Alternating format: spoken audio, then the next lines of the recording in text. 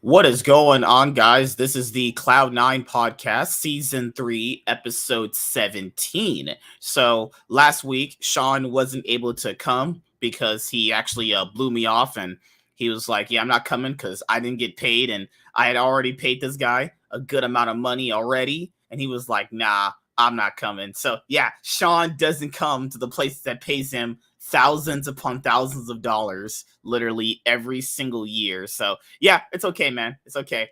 We all know your real secret, actually.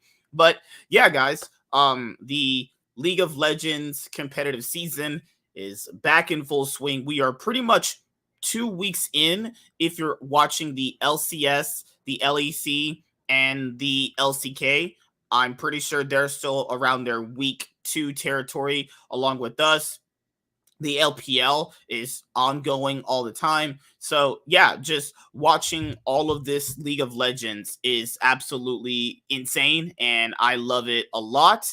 And I wouldn't change it for the world, actually. I've been watching League for so long, is that, you get to watch League, about 4 times a year because you have, the various like preseason tournaments. Then you also have, your spring splits. Then you have your MS and playoffs. Then you have your MSI, then you have your summer splits, then you have your playoffs, then you have like a month break in between that, and then you have the World Championship, actually. And then after that, you have all the off-season roster rumors that ends up happening as well. So, it's always nice to have League of Legends come full circle all the time. And since, the LPL and the LCK are best of threes, woo, man, that's just a lot of League of Legends to absorb right there. And yeah, on the show, we are going to be, actually going over various games from the LPL and the LCK, actually. We're going to be picking out matches from those regions to talk about going into next week's show, so be on the lookout for that. I know I wanted to start it with the show we did a few weeks ago, the previous 2 episodes of this season, but I wasn't able to do that. But I did watch those games, actually, and I'm still watching the LCK and the LPL. I'm a little behind on the LPL games right now, just a little bit. I gotta catch up on them really quickly. I But was gonna get started, then I the saw LCK, I I saw have been Nodgen lose that honestly one catching game up with their against games, DRX, and I and wanted to kill Damwon myself. right now are having a little bit of an issue. No I don't think shit. I don't think they're bad, like people are saying. It's all about how they're trying to incorporate their bot lane. Like, this bot lane is not on the same page that Ghost and Beryl were on when they were at the hype of the LCK, when they were winning back to back to back titles, winning worlds, obviously, going to MSI and doing very well there, actually. And it's one of those things where how would you really get to incorporate this bot lane when they're just honestly not that good? Like They in the were spring good split, last they had year. some okay standout games, actually. They did, but I just couldn't really get Sorry, through can them, you hear me? Hold on, give me one sec. Oh, hold on. You are one dumb Hold on. motherfucker. Actually, hold on. You stupid dumb motherfucker, MSK. Holy You shit. idiot. I was didn't turn on my talking, I was like, wait, what? Can he hear me? Well, the thing is here, I didn't turn on my headset. You're a fucking idiot. Oh my god. I literally looked at my headset just... before the show started, and I was like, "It's on." That shit wasn't on at all. Oh my god. Well, I was just saying that. I mean, that bot lane was good last year before they picked them up. They had good stats, and I tried catching up on. I'm behind on LCK and LPL right now, but I tried catching up today. And I watched that game. With the huge throw with Nodgen versus DRX, and then I was like, okay, bye. I just, Jesus Christ. So, like, for Damwon, guys, oh my goodness. So, where do you even start, honestly? Like, it's not like they're terrible, because Kangen and Showmaker and Naguri aren't even bad. They're still relatively pretty good. It's really just their bot lane. They don't know how to utilize their bot lane. That's pretty much people what it is. Who thought they would be like first coming into this year. You're on fucking drugs. what ranking did people have them coming to the summer split? Oh, but Weren't people are predicting them fourth? as the favorites now just because Nuggery came back. I'm like, fuck me. Yeah, like Nuggery is still the same player. He's gonna always play forward. He doesn't care about ganks at all. You know, he wins most of his laning phases anyway, so that's good for them. But if you're not gonna respect ganks, you're gonna give up a lot of free advantages. You know, but I do like how they put Nuggery on Mordekaiser because on a durability patch, Mordekaiser's probably the one of the best top laners you can actually play. He's gonna just scale with the game. And it was that match they had against T1. I could see why a lot of people favored Damwon over T1 in that matchup, but you factor in even last split, I don't think Damwon actually beat them once, honestly. Yeah, because it went perfect. Yeah, Damwon didn't beat them once in a best of 3, you know? Now this was when they had their other top laner as well. Like, my problem here is Damwon were in various good positions to win their BO3 against T1, and it just didn't happen because they actually just kept throwing. You know, they gave up huge leads, even though their draft looked really strong against T1. And T1 just recently lost to Kwangdong Freaks. I did not get a chance to see the entire best of 3, but I did get a chance to see the ending of it when the LCK casters were talking about it, and that ends T1's very long winning streak in the LCK. It came at the hands of Kwangdong Freaks, a very odd team. And then you have DRX at the top of the standings as well. You know, it's just one of those things where you start to think to yourself, God damn, that is fucking crazy. How in the world is DRX this high up on the ladder in the LCK 2022 Summer Split standings? Gen.G, I think, look revitalized, actually. I think Gen.G are looking like one of the best teams in the LCK with T1. Now, the problem with Gen.G is they always look good in the regular season. It's the playoffs that I'm really concerned with. Like, I love Gen.G. They're the team that I always supported in the LCK. Because you don't want to ever win, yeah. Yeah, it's really sad watching them get to finals and lose. That is just so sad. Like, they couldn't even win during COVID times when people thought their biggest issue was just like stage nerves. No. They honestly just choked. They're honestly just choke artists. That's literally what it is. Yeah, all those people who predicted them during that finals T1 one, Jesus Christ, how high are you?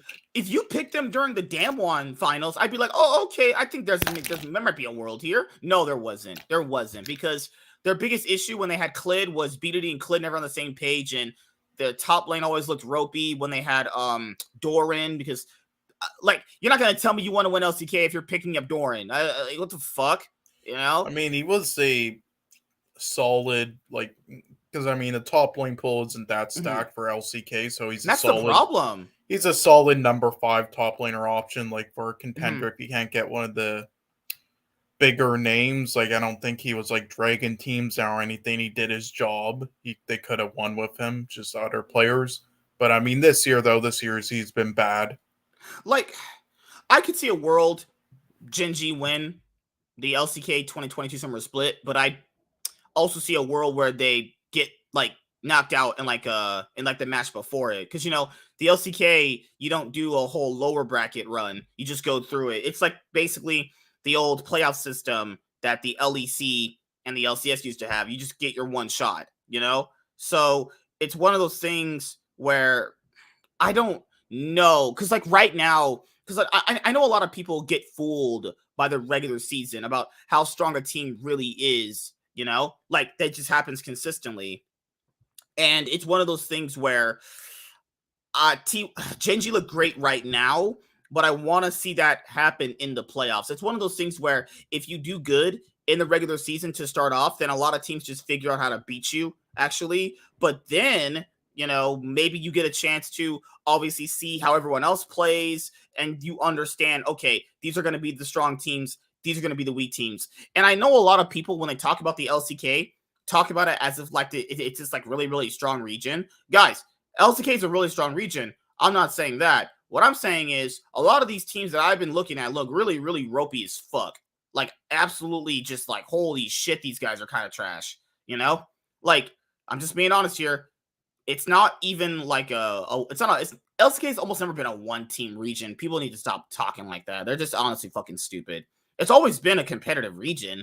The issue here is you have teams like Genji right now who are 4-0, DRX 4-1, T1 4-1, Live Sandbox 3-2, Damwon 2-2, Nangshan Shitforce 2-2, Kwangdong Freaks 2-3, KT Roaster 1-3, and you have Hanwha Life Esports at 0-4, Fred at Breon at 0-4. You know?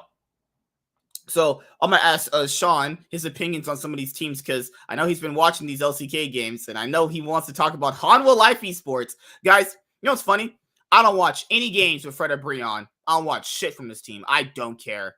I've seen games from them and I'm like, nope, these guys are complete garbage. I've seen people like Morgan. I've seen people like Lava. I've seen people like for a long, long time. How is still getting you don't teams? like Morgan? Hell yeah, man. How is still getting teams? Okay, well, no, they were actually not that bad. In spring, we got 6th place. I remember that. They made playoffs. Yes, but they were at, no, because, hold on, go on, hover over them again. Yeah. Okay, so listen, Morgan was still but I mean, he was better than players like fucking Doran and Dove and shit and others, and did his job okay. I mean, Sword can go to fucking hell though. Jesus Christ, I hope he's off the team now. But again, also bottom of the pack, but better than others. Now, the real reason they honestly did well in spring was because of Lava and Delight. In my opinion, they were actually did really well. Like, I would actually have Lava like as the 3rd or 4th mid laner in spring. He was dominating a lot. Like, I don't even know why they still have MT as a jungler, man. It's ridiculous. How do you keep this guy just keeps getting teams for whatever reason? They should retire after this year, in my opinion. But I think Lava's not bad. I think Lava's actually good, but it's not. Fred Breon's one of those teams. It's like Misfits. They pretty much overperformed, actually, compared to what people thought they would play at. They made playoffs, but it's one of those easy teams that you figure out how they play, really simple, and then you beat them in scrims. You're like, okay, this is how they play. You just do it on stage. Like, I think they really just ran away with spring. Like, them and Misfits really ran away with spring only because other teams were just still getting their shit together. Now teams have got their shit together, kinda, in the LCK. They're not gonna do well. There's no way. There's no way you're gonna tell me they're gonna do better than DRX or Live Sandbox. Even Live Sandbox. Live Sandbox, might be one of those dark horse teams to watch out for when it comes to playoffs. I had them fucking last, but they were fucking horrendous. Like, out of like all the player rankings, like hover over Live Sandbox. Yeah. And like, again, Closer's really good and he's gonna keep growing, but Jesus fucking Christ. Kroko went from being actually a great looking jungler to then just dog shit last split. Dove was by far the worst top laner. Prince, I was not a fan of at all. He was pretty fucking terrible. And Kale was one of the brighter spots. He wasn't terrible, but still bottom of the pack. So I haven't had time to watch their games yet. So maybe they've obviously it seems like they improved that, or they just faced a shitty team so far. But yeah, we'll see. Yeah, I didn't watch the games from today or yesterday, but I just saw the results and I wanted to neck myself. How the fuck do those two teams? And then also that fucking first game, you gave Fate Ornn mid lane. Like, did you see the telecom war that KT Roaster and T1 had? That was actually really close. That was more close than I thought it would be. I've been behind. Again, okay, you should watch that telecom war game. That BO3 was actually really, really impressive. Okay, well, I watched that Nojin game. Oh, yeah. Nong shit. Yeah, against DRX, how they somehow lost against that comp, and then I just fell into a coma. So that's why I missed the stream yesterday. I fell into a coma because I watched that, and I'm like, okay, I'll put that aside. I'll try to catch up on LCS. Then I saw that Power of great Evil choice package. You made right there. Yeah, then I saw that Power of Evil package, and you saw his package. How big was it? And Palafox's Silas ults near the Dragon Pit, and I was like, okay, I'll watch some LEC instead. All right, I'm sure it can't be that bad. And you made sure to watch the SK Gaming games first from Warren, right? Oh yes, definitely. Yeah, I was like, yeah, okay, I'll watch them LEC instead. Yeah, and then I forgot what moment it was, but then there was another moment that happened during a game I was watching, going in a coma. Fuck this. So I was in a coma for a week, but now I'm awake. Woken up from it. It's a miracle. So here is my thing. My thing is that the LCK right now, there are some teams that you probably think don't do well in these games based off their results, guys. No, like some of these teams, it's not like they're actually individually bad. They just make so many shitty decisions. They're just don't let people fool you into saying that these players are all good in the LCK. Do not let them fool you. Like some of these teams look honestly bad. As a whole collective, they look really bad. But as individual players, they still look great.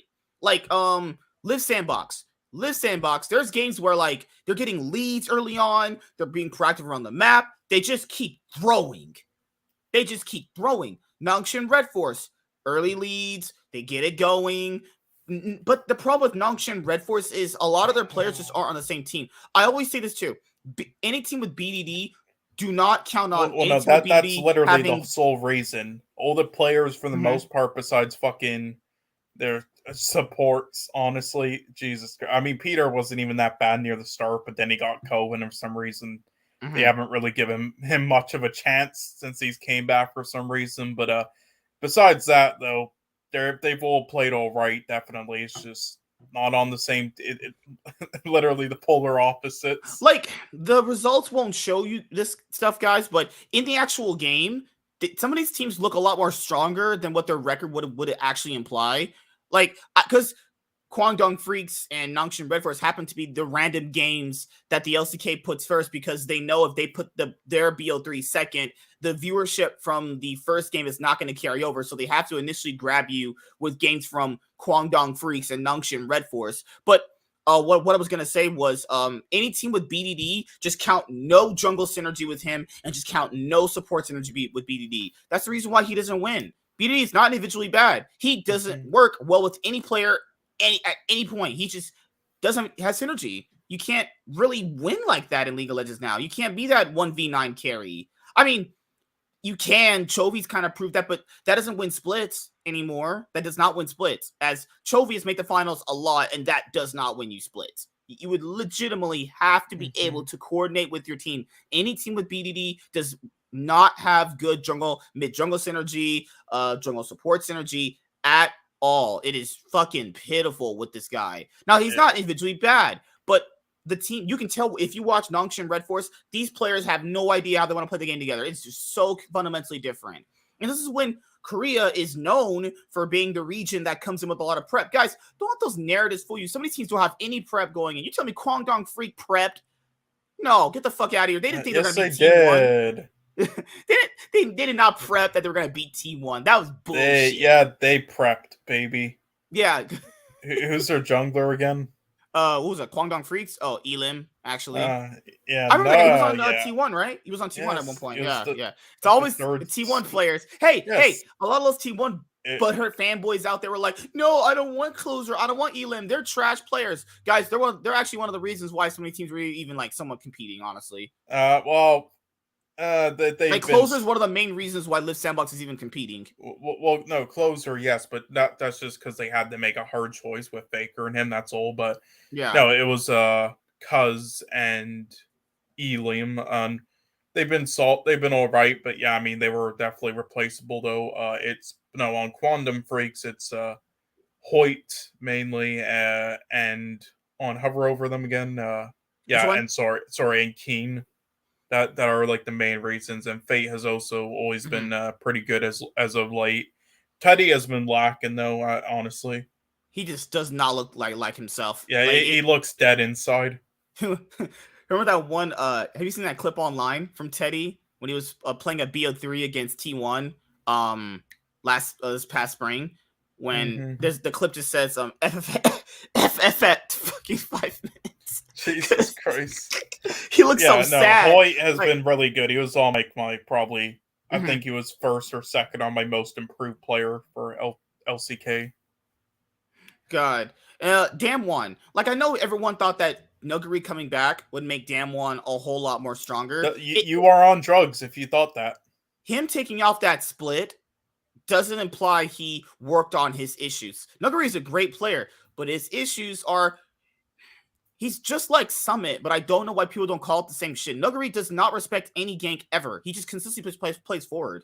If he gets ganked, he's like, I'll just try and outplay it, which is nothing bad, but I keep telling people, that's gonna cause issues, because that inherently means you could just attack this guy when he's pushed up close, gank him, and free leads to come over.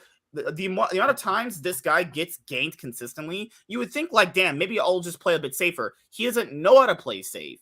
And that's one of the reasons why some of these teams are starting to pick up, like, if this guy is not going to play safe, we can tackle that as a weak spot. And I know one of my friends said being over, like, it's hard to punish over aggression. No, it's not. You simply just figure out when this guy's going to be over aggressive, which is literally 99.99% of the time. Then you go up there and gank him. If any team can't figure that out, you're trash. That is such an easy way to get an advantage in the game. If some guy's going to consistently push himself up and not respect the gank, that is an easy way to get a gank off and get free advantage, get Rift Herald, get turret plating. It's super simple. That's how T1 did it. I have some news sources saying that Birdle is going to go back to top lane and then Nugger is going to role swap to support. Goodbye to half of Damwon Kia's viewership then. I'll just say that. Yeah. Like, I was watching the LCK broadcast, the T1 DK match. I was honestly really hyped for it. It's honestly, it is a 2-0 in the favor of T1, but Damwon, they don't look bad at all. Like, it's just how they incorporate the fucking bot lane, man. The viewership literally tripled when they were all fighting, when they were battling each other. Like, people still have hope for Damwon, and rightfully so. Their players, the top 3 players on their roster between top and mid are great. You know, it's just the fact of the matter is, how do they want to utilize their bot lane? They could just utilize their bot lane like teams in the past where they literally go, okay, you guys are not the carries, just play in your lane, be safe. You're going to get Jinx and Tom Kinch every game. Stay there and just be consistent. That's all they need to do. Their bot lane does not need to be having carry champions. I don't know why the fuck this coach for them has been honestly giving them carry champions. You don't need their bot lane to carry. You just need them to be stronger than Ghost and Barrel from last year. That was the reason why a lot of people wanted Ghost and Barrel gone, was because Ghost and Barrel started just struggling against everybody. They would just consistently lose. But if you have a bot lane that's just a tiny bit better than Ghost and Barrel, then you're good. You don't need this. You don't need a bot lane to carry, because there'd be way too many resources around the map. There's not enough. Canyon does gank for bot lane, but that's only to make sure they go even. Canyon doesn't dedicate himself to ganking bot lane. That wouldn't make any sense. Canyon's mostly a mid to top jungler, and he obviously is going to invade you, and then he's going to probably most likely kill you because his pathing is just insane. But Canyon also has not looked as clean, though he's still good. He just doesn't look as clean, actually. But that's my thoughts on Damwon Kia right now, actually. I think, because, okay, I'll ask Sean, do you think they can pull it together, actually? I think they'll still make playoffs, because record-wise, what you mean by pull it together, because I don't think they're going to win. What do you think their ceiling is? Worlds. What do you think their ceiling is? Like, do you think they could be number place? 2 is their ceiling, and I think they're going to get 3rd or 4th. And that's what I thought. Yeah, that's probably where they would. Can I check Honma Life's roster again just quickly?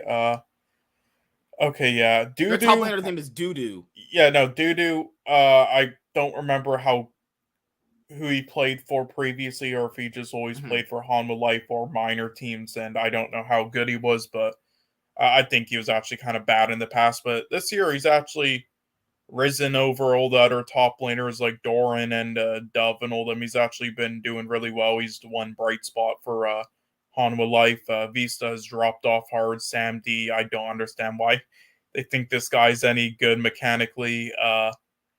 On Fleek has moments, but it's sort of the same thing with like Umpty these days. And Karis, I mean, he's like 18, has some potential, but for the most part, yeah.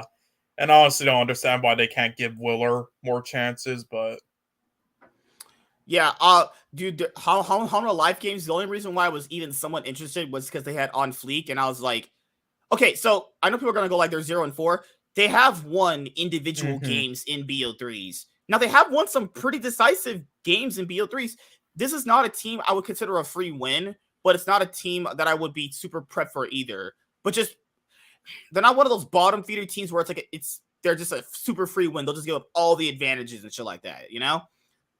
This is a team that can definitely play spoiler in a BO3 and get over a free game, because in the LCK, guys, a lot of their playoff rankings and their score lines, how you get into playoffs, are determined by individual match wins in BO3s themselves. So if Hanwha can play spoiler to one of these top teams, it might screw a team's chances on getting a higher seed in the playoffs, actually.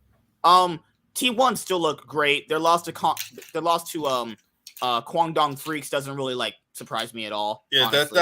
that just, Jesus Christ.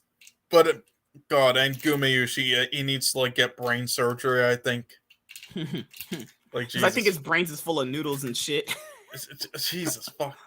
Dude, what happened to his brain? Like, seriously, did he get like 5 concussions out of nowhere?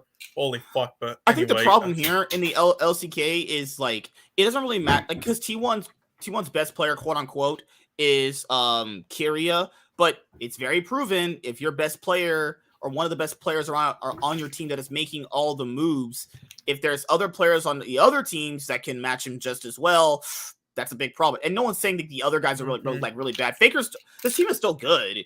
It's just, you know, I don't know why people don't punish their mistakes. Yeah. They very clearly have issues, but no one tackles any of it. It is so sad watching some of these teams play and going like, why does this team not tackle any of this shit? But again, even though they were obviously not as hyped up as heading into like MSI and had mistakes that people just don't punish, as you're saying, the one thing I will say about them, and again, why I said that if you don't have them as the favorites, at least heading into the tournament, then you're high, or like given awful reasons, is because like despite the mistakes they make, their their CS game and just macro at points is just like some of the best we've seen in ages, if not ever. Like, they could die like fucking 20 times and they'll still be up gold leads. I mean, what's your opinion on that? All right, sorry, for which team? T1. A lot of their comps tend to be skirmish-heavy poke champions with one engage. And I don't think that works for them, though. I think that's why I don't get. Tell me, dude, all their comps usually revolve around the same thing. I know they draft differently, but all their comps tend to be the same thing. It always tends to be a Viego, Lissandra, LeBlanc, Ari for Faker. Then it always tends to be a Tom Kench, Nautilus, Thresh, or a Zaya, or a who's the ADC champions in the meta right now? Zaya, fucking I mean, Jesus Christ. I mean, he played a lot of Callista for Owner. Sorry, Callista for Owner. Oh my god. Callista for Gumayushi, actually. No, he played a lot of Aphelios, and what was the one? Zeri. Oh, my bad. Oh my lord. I'm sorry, guys. My brain is fried when I said a nap. Sorry. Gumayushi's most played champions are fucking Aphelios and another champion, which is Zaya or Jinx, right? So yeah, it's Jinx by far. Yeah, like their comps tend to look very, very similar all the time. I don't know why people don't exploit those things. They always literally draft the same, except it's just looking differently in the server. That's it. I really don't understand why they keep drafting the same though, because they can play more. I just don't get. They know if they go to Worlds, obviously in a group stage, that's not going to get exploited by shitty wildcard teams, but they're going to get out of groups. Obviously, it's going to be in quarterfinals. Man, if they face an LPL team in the quarterfinals, that's like actually not like stupid, and they actually can play somewhat decent macro. I don't know, man. Like, imagine if in a BO5 at Worlds and quarterfinals coming up this year, what if they face Weibo Gaming or someone like Top Esports in a BO5 where like I still can't believe Top Esports is doing this well still. Fuck. I'm just saying, like, a lot of people say T1's like this really strong team. Yeah, I'm not saying they're not, guys. They're a really strong team. The problem here is the way they draft is so exploitable. It's like you can only draft one engage, Viego. Their top laners are usually like always Kennen, not Orin, because Owner doesn't want to play, not Owner, Zeus doesn't want to play Orin, you know, like CLG. Oh my god. K4. Oh my goodness. Oh my god. Because I want to go to one of these Big T1 games dokes. actually. The big dokes. Holy shit. Let me go to the VODs actually. Because I want to show you guys something here. Okay. Let me go to one of the VODs for T1 actually. Because one of these VODs for T1 will actually be pretty telling, actually. I swear their games just always end up like mostly the same. I'll just go to the one of these T1 games right here. Okay. And you know, the T1 fans are always like, oh, fucking Zeus is so flexible. I've never seen this guy play anything but like 3 champions. And he better not be playing Kennen either. Yeah, that's definitely not good. I don't get the people overhyping Zeus. Zeus, like their champions are. Give me a second here. Yeah, I've seen Zeus play Gangplank. Well, Gangplank and Gnar in the meta right now, so that's fine. They're like Zeus is definitely still strong. Like right here, this is all their comp always amounts to. I don't get it. They can play other shit. It's just they always opt into it. They need a new coach. Is this comfort for them? This has to be just comfort. Jesus Christ! Look at this. This is the same shit they drafted MSI. There's no real difference here. This is the same shit they played at MSI. I'm sitting there going like, how? All you have to do is pick champions literally better than 4 of these guys, and you're gonna win against them. But the players themselves are individually really strong. They make up that difference, actually. You know? So let's watch this great Orin mid. Orin mid. And they somehow lost this game because the draft is so bad. Jesus God, Christ. Dude. They need a new coach. So the last 2 coaches they had have been shit. Kwangdong started up a shitty Baron in this game. T1 killed 3 of them and still lost. Faker recalled right in front of an Ashe and a fucking Wukong. I was like, oh my goodness. Why would Zeus walk that way? You know they're going to be there. Zeus, what are you doing? This guy is such a... What do you mean? He's a... He's an amazing player, right? That's what all the fans told me. It's definitely not just a team. He's an amazing player. It's definitely not like Hana could do the exact same shit if he stayed on the team this year. Like, maybe people are overreacting because they lost to Kwangdong Freaks. I mean, like, you want the other teams to exploit them in their draft, but like, if the other, it comes down to 2 things. It's all about exploiting the enemy team and their weakness, but if the other teams just aren't good enough to exploit them, it's not really going to matter. It's only going to matter when it comes to, like, Worlds, actually. Like, right now in the LCK, if they're not going to get exploited, it really doesn't matter if the other players aren't good enough to actually figure out how T1 want to play the game, you know? It's like criminal sometimes how they get away with all these wins. I'm like, holy shit. Like, they're literally just playing, like, Lissandra LeBlanc Ari, Lee Sin Viego Wukong, or they play Gangplank Gnar, and maybe your off chance you'll get a Jace, and then Gumiyushi's going to be on a Philios or Jinx, and Kira's going to be on Tom Kinch or Nautilus or now Seraphine in the meta. It's like, what the fuck? You know? They really shouldn't be getting out team fought by Kwangdong Freaks. Like, come on, what are you doing here? Now, the Kwangdong Freaks comp is actually a bit better. All you do is just use your Orin ult, and they cannot engage up to you. They'll knock you up, and then all she wrote, you know? Wukong with Gnar, Wukong with Gnar, perfect knockup combos with your Ashe to set everything up. Like, what's T1's engage, actually? Your Lee Sin kick? That's your engage? Really?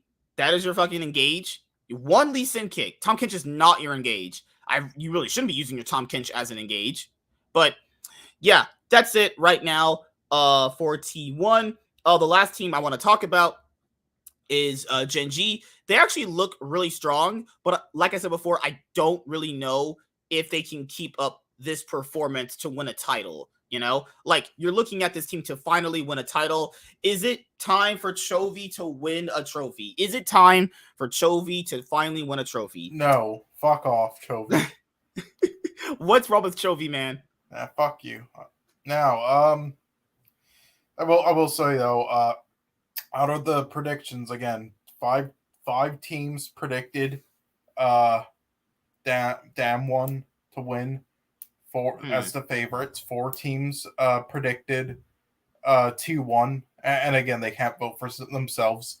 And then 1 team, the last one, picked Gen G. which was T1. So I know the LCK casters have talked about Chovy being a lot more smarter in the game or experienced now because he's got a bit older. I'm gonna have to see this guy win. Like, this guy's always touted as like the best mid laner in the LCK. Well, he is, but he doesn't play you have for to win his team something. as much. Yeah, like, you have to be able to win something. You can't be this good and never win anything, you know? Like, you got to win something. Well, to be fair, it's, he always goes for the money the majority of the time on shit teams instead of just trying to be on a super team. So it's kind of his own fault. That's why. Yeah. Like, Chovy actually apparently re-signed with Gen G until 2023 is over. So that's really good because Chovy's never stayed on one team for quite long, has he? It's just been Griffin. Yeah. Well, if we don't count the years where Griffin wasn't in the LCK, he hasn't been on a team for longer than a year. So, guys, yeah, I would definitely check out some of Gen G's games. They actually look pretty strong. T1 still look pretty strong despite them having some pretty holes in their ways of how to put the game and how they're drafting. Actually, I haven't really watched any match with DRX. I'm not even gonna lie to you guys. I've not watched any game with DRX. Actually, but they are 4-0 right now. So we'll have to see how that goes. Let's see. Yeah, I did. That was the game I watched on. Can you hover over the roster again? Just wanted to talk about the players again. Yeah, Def has kind of returned to form now. Barrow still has his bad moments, but Piosik finally playing like what people hyped him up to be before. Finally, and then Kinnan has been all right. I wanted to hear your thoughts on like Zeka though, where you would rank him among. Dude, I've not got a chance to watch a lot of this guy's games actually. As I'm honestly. But there's one thing I wanted to bring up with DRX that I found out before I started the show was this is Def's actual last year. He said this is going to be his last year, so that's mean he's going to make finals at Worlds and then lose in 5 games. Def's been a player where he's always been extremely hyped up. He's always played pretty good. He just never wins anything. Well, the only tournament he's ever won was MSI 2015, which was actually a really, really hard tournament to win. And when SKT was there, that's the only thing he's ever won internationally was MSI 2015. And he's won, obviously, LPL trophies when he was on EDG. And the one trophy he won in the LCK back when they were Samsung Blue, actually, when he was on that team. Other than that, he hasn't... Galaxy or something. No, Samsung Blue. Samsung Galaxy was after that, remember? Because you couldn't have sister teams. No, I know that was after. I'm asking if he was on Samsung Galaxy as well, though. No, it was Core JJ was your ADC first, and they swapped. So after that, I saw this video the other day where they were going through the history of Dignitas, and then the guy talked about Core JJ as the ADC for Dig at one point, but he used the photo. But then he used a photo of Ruler by accident. It's like, they look the same, right? Jesus Christ. You can't do that. Okay, so that's our talk about the LCK. Don't worry, guys. I'll try and watch a lot more LCK matches as well, and a lot more BO3s in the LPL. I didn't want to go through the last team, though. We didn't go over, which one? KT shit. KT shit roaster? Yeah, what's your thoughts on them right now? I've only seen the Telecom War game from them. They're actually... This doesn't look like a really bad team, if that makes sense. Having watched a few of their games, they don't look like they're a bottom feeder. But they don't have enough pieces. Yeah, there's not enough for them to do better than what they're going to be doing. There's just no standout, really. Cuz wasn't even that good when he was on those teams that won. He was always the weak link. Rascal. I mean, it's Rascal. That should speak for itself. Yeah, it just does his job. Aura did not work out, so subbed out for Vikla, who's actually been doing a great job, in my opinion. And then Eamon has been not got a lot of the ADC pool in fucking LCK this year has dropped hard. Honestly, like fucking NA has better ADCs at this point. Jesus Christ! Aiming is all right. Life is all. I remember Life. He was on oh my god, he was on Gen G. I remember, right? He's all right. It was him and someone else they kept subbing him out for, who was Who were the two players? What was the other one again? Oh, dude, I forgot. Yeah, because they kept playing them back and forth. I remember. Yeah, they had a rotating 6-man roster. It was Def and a Ruler and Life, and then Ruler and someone else. I'll try looking it up. Yeah, like I think with their roster, the pieces that are supposed to be good for them are not strong enough to compete with the rest of the league. Actually, that's pretty much what it boils down to. So, yeah, guys, that's our discussion on the LCK right now. We're gonna be in we're still right now in week 3 of the LCK. I'll definitely check out more of these matches and give you guys more of my deep thoughts on the LCK next week. You have right here T1 versus DRX. I mean, KT and DK should be an interesting BO3, but the rest of these BO3s just look not that interesting, But the LCK BO3s, even though they don't look that interesting sometimes on paper, they're actually pretty exciting to watch. I mean, the way LCK and LPL play the game is just super interesting and always exciting to me. So, that's why I choose to always watch their games as well. For the LPL, I'm being honest with you guys, I've only seen not a little bit of the LPL. I've seen like a decent amount, but I can't give my opinion and deep thoughts on every team right now. So just bear in mind right now about that. JD's actually doing very well from the games that I've seen so far. You also have V5 and Top Esports and EDG standing out. I have seen some EDG games actually, and I haven't seen a lot of the games, so I can't give my full thoughts yet. WE being this garbage does not surprise me. Jesus Christ. How the mighty have fallen. They're actually last. This is hilarious. Holy fuck. WE being this dookie shit does not surprise me. They were dog shit last fucking split. Every time when I would be off from work, because you guys know I'm off Tuesday and Wednesday. That Tuesday night, WE would always be playing randomly. Just WE. They were dog. These guys are trash. These guys suck. These guys are dookie garbage. Who's in first again right now? You have JD Gaming right now. Oh, that makes me happy. Yeah, I would love to see JDG, Victory 5, Weibo Gaming, and then maybe someone like Jesus Christ, but BLG. What's happening to them right now? Oh, I also wanted to tell you guys this, viewers. We're fans of C9, obviously, or still fans of Cloud9. Summit is actually FPX's top laner, actually. That's their top laner now, is Summit. I mean, I don't know how much he's been able to scrim with the team or how much games he's actually got with the team, but their new top laner going forward is going to be Summit. Xiaolu Bao is trash. Mm-hmm. Sorry, he's just not good. And Khalid has been struggling. I thought they had Gory at some point. I guess he's released, but Jesus Christ. What the fuck is happening to BLG right now? You know what Bibli thought? Or you know what BLG thought? BLG thought, hey, let's just take back Ben and we'll be a much stronger roster. Nope. Despite RNG having money problems, RNG is so much of a... Okay, I don't know how to say it. There's teams out there that don't have the correct pieces together or the right infrastructure or the right coaches doing the right things for certain players, like positional coaches. So whenever these teams that have never won anything take players like that, I don't think I'm always into that kind of move. Like with Alfari going to Vitality, right? You know, in Team Liquid, there was a nice culture around him, a nice structure where he could succeed in. Same thing with this. What is BLG structure? Like, you don't really get content from a lot of these teams, so it's really hard to know what is their actual way of how they want to play the game. I like their bot lane, but Jesus Christ, Fofo started to really improve again, but Jesus, he fell off. Same with Wei. He really started to fall off after doing well. If anyone's legend is this far up, you know your LPL split is competitive. Yeah, Ben can't do shit, and Jesus, why is Icon even still on their roster? Fuck's sake. Yeah, LGD is so. Did they release? Hold on, hover on. Okay, no, he's still there. Has he been playing, or is it the other guy? You think I watch LGD games?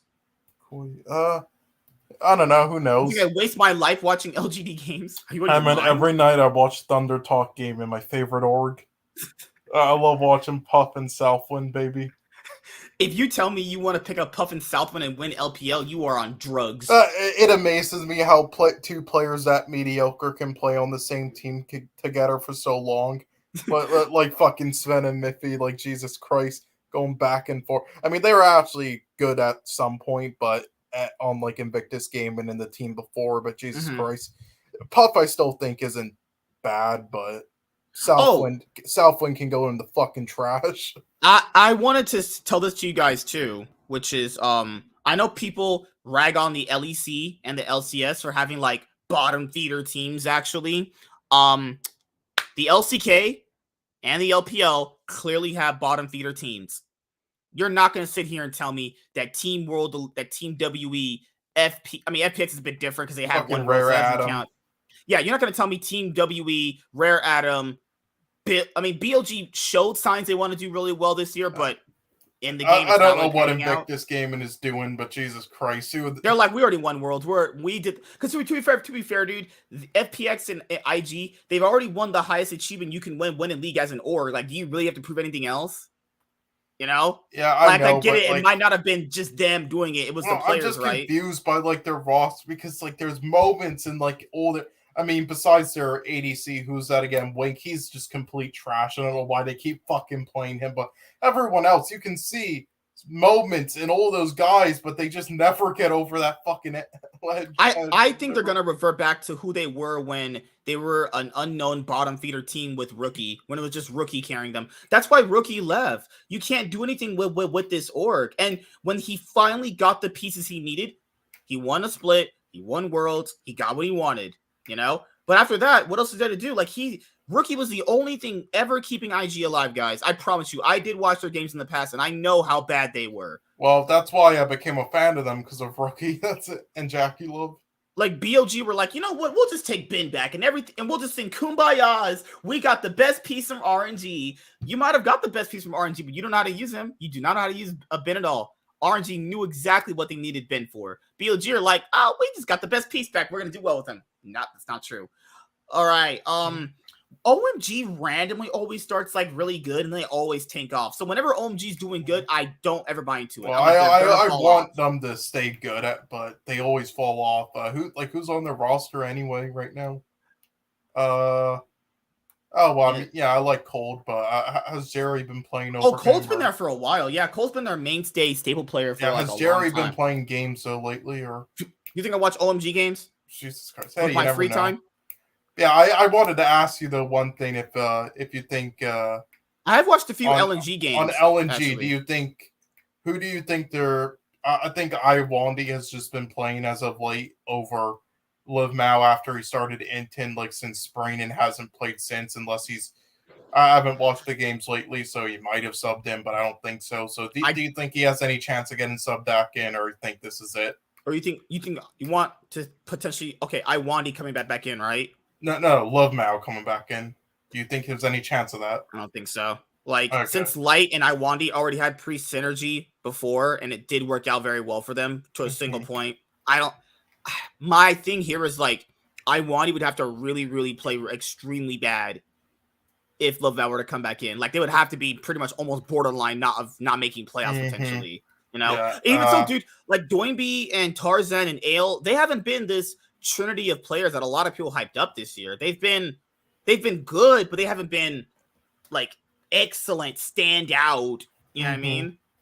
Yeah, I don't understand the fucking RNG won MSI because of fucking the Jesus Christ, so many dumb things. Like I think RNG will scale up. Like I'm never gonna count on RNG ever. I don't give a fuck. They did not deserve to win MSI. They won it because of the fucking FPS and the fucking draft. They won it because they shit stomped T1 in those games. Because of the FPS with T1. No, dude. No. T1's coach said it. They lost because of Blue Side. That's the real reason. Oh yeah, definitely. You lost because you drafted the worst comp ever in Game 5. Hey, yeah. They also gave their fucking superstar support, Yumi, in Game 5. Yeah, but I do hope like the teams that make Worlds for them would be just RNG, just so they can return that. I mean, them or like LNG or BLG if they actually fucking make a comeback as the fourth seed. Then like Victory 5, JDG, and Weibo. You're a bitch for counting out JDG. Fuck you. All right, I called it. They look like straight shit in spring. Yagao, baby. Fuck you. Yagao is basically Bjergsen if Bjergsen had no hair and ate noodles. He has hair. What the fuck you talking about? Yagao, baby. Fuck you. Oh my god. Okay, I don't even want to look at this. LEC time. Okay, so let's start from the bottom, work our way up. BDD pulled up the biggest upset in League of Legends history. They beat G2. The BDS is winning worlds, dude. It's confirmed. BDS is winning worlds. Guys, no. BDS is actual dookie shit. Now, I'm going to say this right now. People were like, oh, Nightwing, G2 lost to BDS. Guys, that game looked... Fuck, oh my god. That was not upsets happen all the time, all right? Do you want to take you back to when Rogue was up 9-0 in this fucking split and they faced the 0-9 Astralis? Want to know what happened? Like, fuck off. And actually, Team BDS, though, actually should be like 2-3, though, because they should have won that fucking SK game. Oh, guys, that game that G2 played up against BDS, that was not a stomp in BDS's favor. Look, how do I explain this? If you have an upset from a team that shitty compared to a team like G2, which is actually that good, right? If their one win is not even a stomp or even somewhat remotely in their favor, that is not good for BDS. That means in scrims, they're getting shit stomped. Like, that game against G2 when G2 played fucking Vi, that was still really close. G2 are still doing what they're known to do. Move caps around the map, move Yakos on a playmaking jungler. You have your bot lane who are being very, very, very, very good that game. Super serviceable. The game was actually pretty close. I know G2 should not have close games with Team BDS. Guys, it's a random BO1. Anything can happen on any given day. That's just how it's going to work. But the game they won against G2 was not convincing at all, and it still shows me their shit. I'm saying, and even in their only win, their best player, which is Syncroft, was playing Scar. Scar, right? Did not look Skarner. He did not look that good. It's so easy to just go in and press alt and drag someone in. I can do that. If you want to do that, I'll go on Team BDS and I'll just press alt on Skarner and just drag someone in. They're picking a jungler who's not been in the meta for about 2 years because it's so simple. Skarner was last played in like 2019. That's 3 years ago. They're so shit. Yeah. They have to go, fuck, I gotta play a jungler who's so simple. Skarner is literally the jungle version of Malzahar. All you do is press alt and you drag someone in. I can't decide if also I know it's Syncroft. I'm gonna call him Kinkroft though, because you have to have a fucking kink of losing and getting stepped on if you sign with Team BDS. But Jesus fucking Christ, I can't tell if he's like regressing hard now or if he just has nothing to work with. But I guess Aggressivo, or however you pronounce it, I don't know exactly. Aggressivo? I guess Sivo. Sorry, how do you say it again? Why are you French? Aggressivo. Yes. Well, they call it something else. I guess Evo some shit. All right. But I don't know. But anyway, he's been actually solid in my opinion so far. But X Matty's, I still think he's been not shit. Adam is what you mean, which is I guess good. Fuck you, Adam. I want to fight Adam in the fucking octagon. Fuck you, bitch. Oh my god. Go rot there for the rest of your fucking career. What's up, anyway, Erdon? How you doing, man? Team BDSM. Team BDSM. Yep. Yep. But yeah, X Matty's still shit in my opinion. But he just doesn't look as shit because they got a support now who actually gels with him with his play style, which is the only reason why he's in LEC in the first place, because that was him with Target Moss carrying his ass, and then Nuclear Int went from a good mid laner to now he started playing actually just Intin. He just gave up. That's what he just gave up, literally. And also, I remember the fucking thing that made me go in a fucking coma watching LEC. It was fucking that teleport to his death. Remember that? He just teleported like beside the dragon pit, and they all just jumped on it. I'm like, oh, yeah, fine, world. Jesus Christ. Oh my goodness. Like Nuclear Int used to be a pretty underrated mid laner, in my own personal opinion. He used to be a mid laner. Yes, I went like, okay, I see potential. Have just given up on their teams. Like, Erdon says, weren't there reports that BDS scrims went like Yeah. The crazy thing is, though, is they should be like 2-3 if if they actually won the game, they should have against fucking SK, who's fucking easily the worst team right now. Oh, I don't know who's the worst team, SK Gaming or Team BDS. I would say SK. They shouldn't have even won that game. Jesus, Jesu's still trash. Fucking Christ. It's just Treats who I like on that team right now. I was happy that Gilly's got on a team again. He didn't deserve to get subbed out on SO4, but he's still a bottom. Yes, he's LEC worthy as at least a sub that's substitutional, but he's still bottom of the pack and still always will be. So my thing would be, Jesus Christ, Fast and Furious outside. Yeah, I still don't get Certis's love why they hype this guy up and play him, and Gen X is just honestly, my thing with Jesus, my thing with Team BDS is they're just not that good. Like, even when they are winning games, the enemy team knows it's BDS. We can always make a comeback. That's fucking sad. That's fucking pathetic.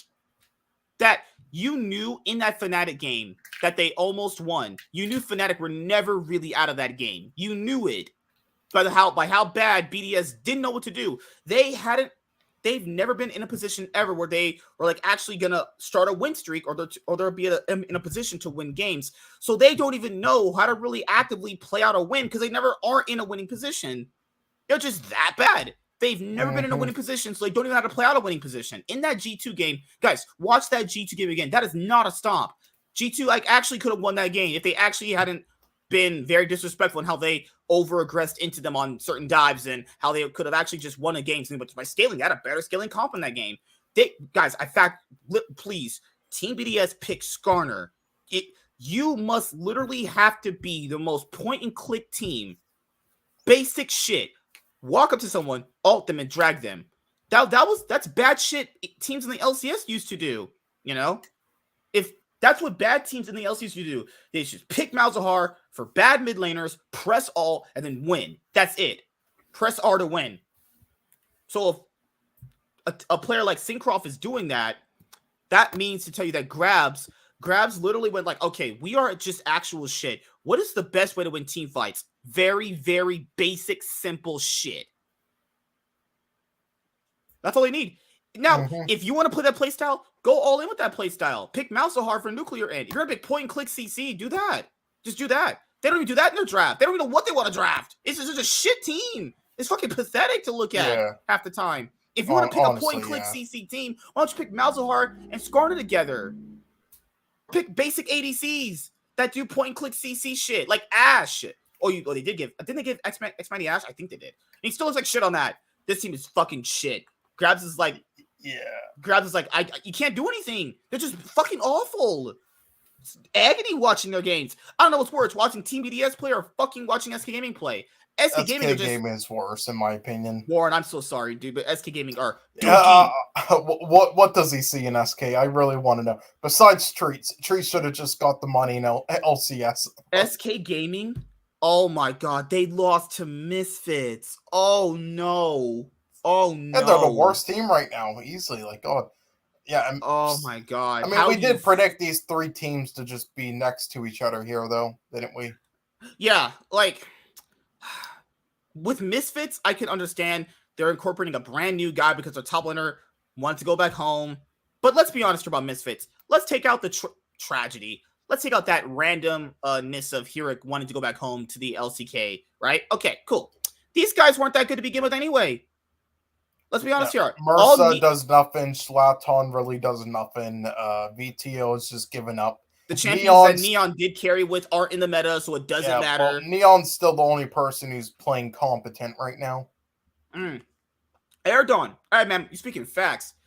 Yes. At least, BDS are so bad I can laugh at them. SK Gaming are just boring. I don't give a shit when they play. I mean, I watch for obviously you guys' content, but like, if I have to watch their games, I'm not watching that shit. That shit is pointless.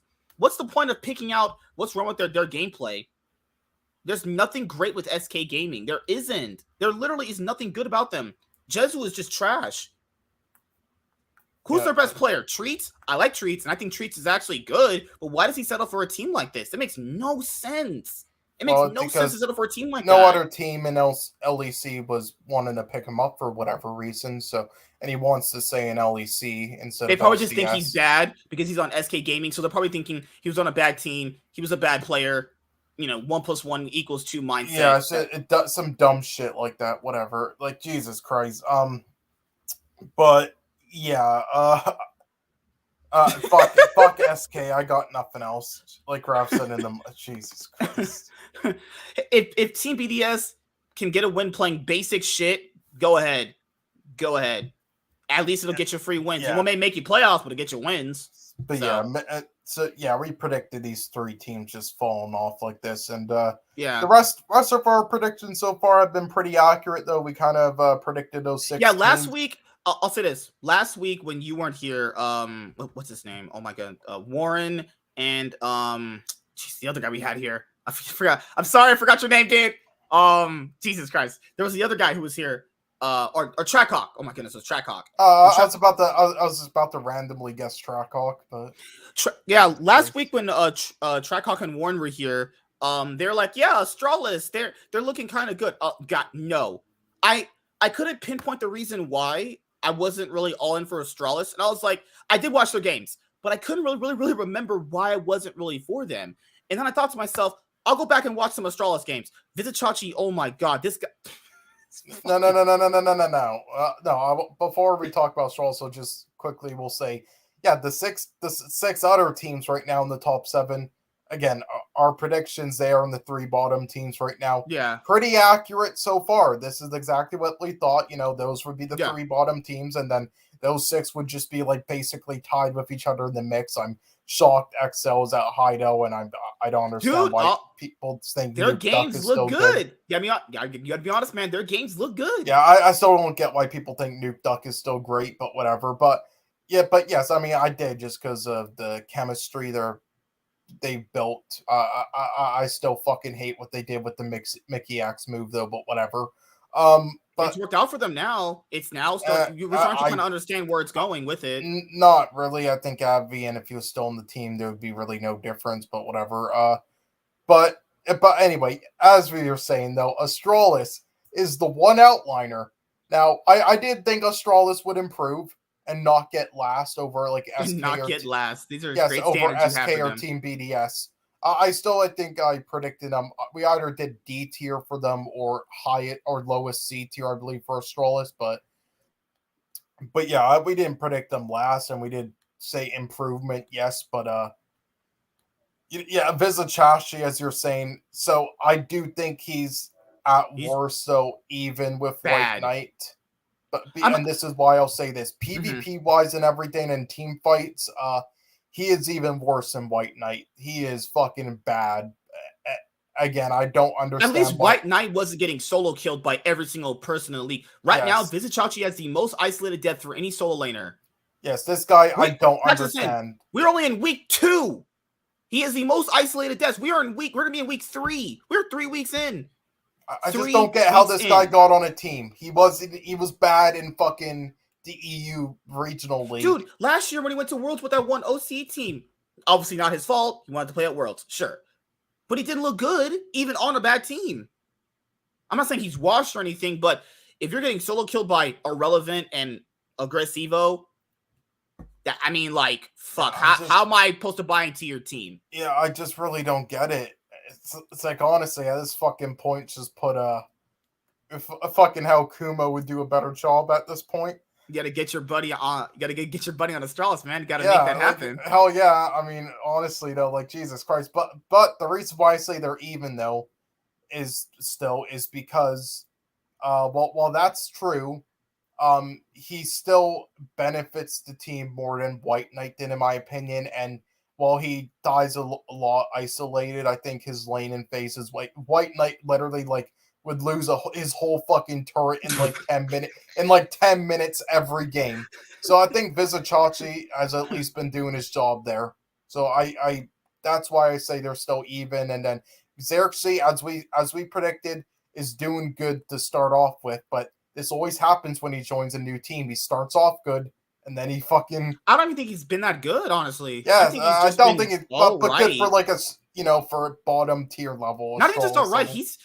He's been not good for a while, man. Like people still kind of have this hope for him. He's been not good for a while. Yes, but he starts off good though on a new team, wouldn't you say? He usually starts off well. He looks better than the shitty junglers, is what I'll say. Yes, but then late in the second half, he's like even worse than the shitty junglers. He just so I don't think this is going to last too long.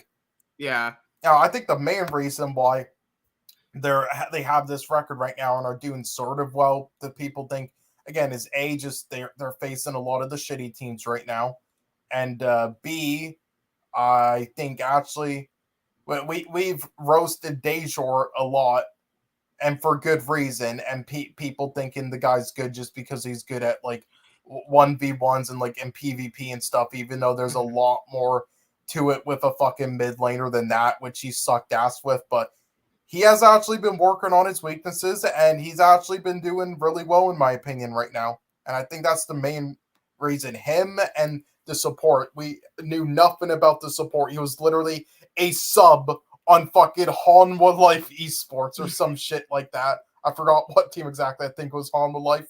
But he's actually been doing his job.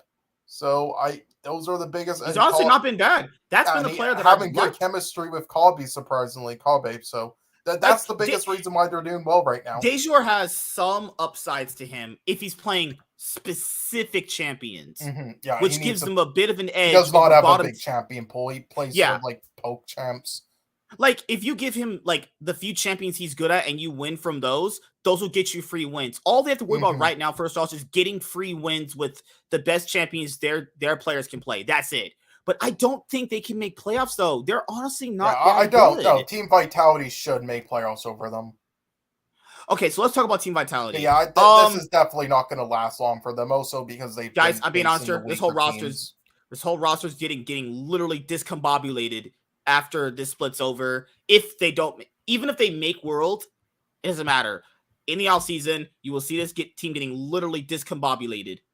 Alphari and Perks are not good together. And I know people said, with Self-Made with Haru, it might be a bit better with them because he did well in the ERLs. Guys, let's factor this in. Even without Self-Made, they're still doing bad. Why do you think that is? Because Perks and Alphari want too many resources. They individually want to be the carry of their teams. Alphari thought to himself, you know what? I'll go play with Perks. He was beating me all the time. I'll just go play with the guy who was beating me all the time back in the day. And even recently, which was last year. That has not worked out well for Alphari because Alphari's only looking at it through winning perspective. He's not looking at what were the pieces around Perks that made him succeed, as well as Perks himself playing decently well as well. You know, Alphari's just going in thinking like, damn, I'm going to be next to Perks. I'm going to win a bunch of titles. We're the best. I'm the best top laner, potentially going in from the West. Nope.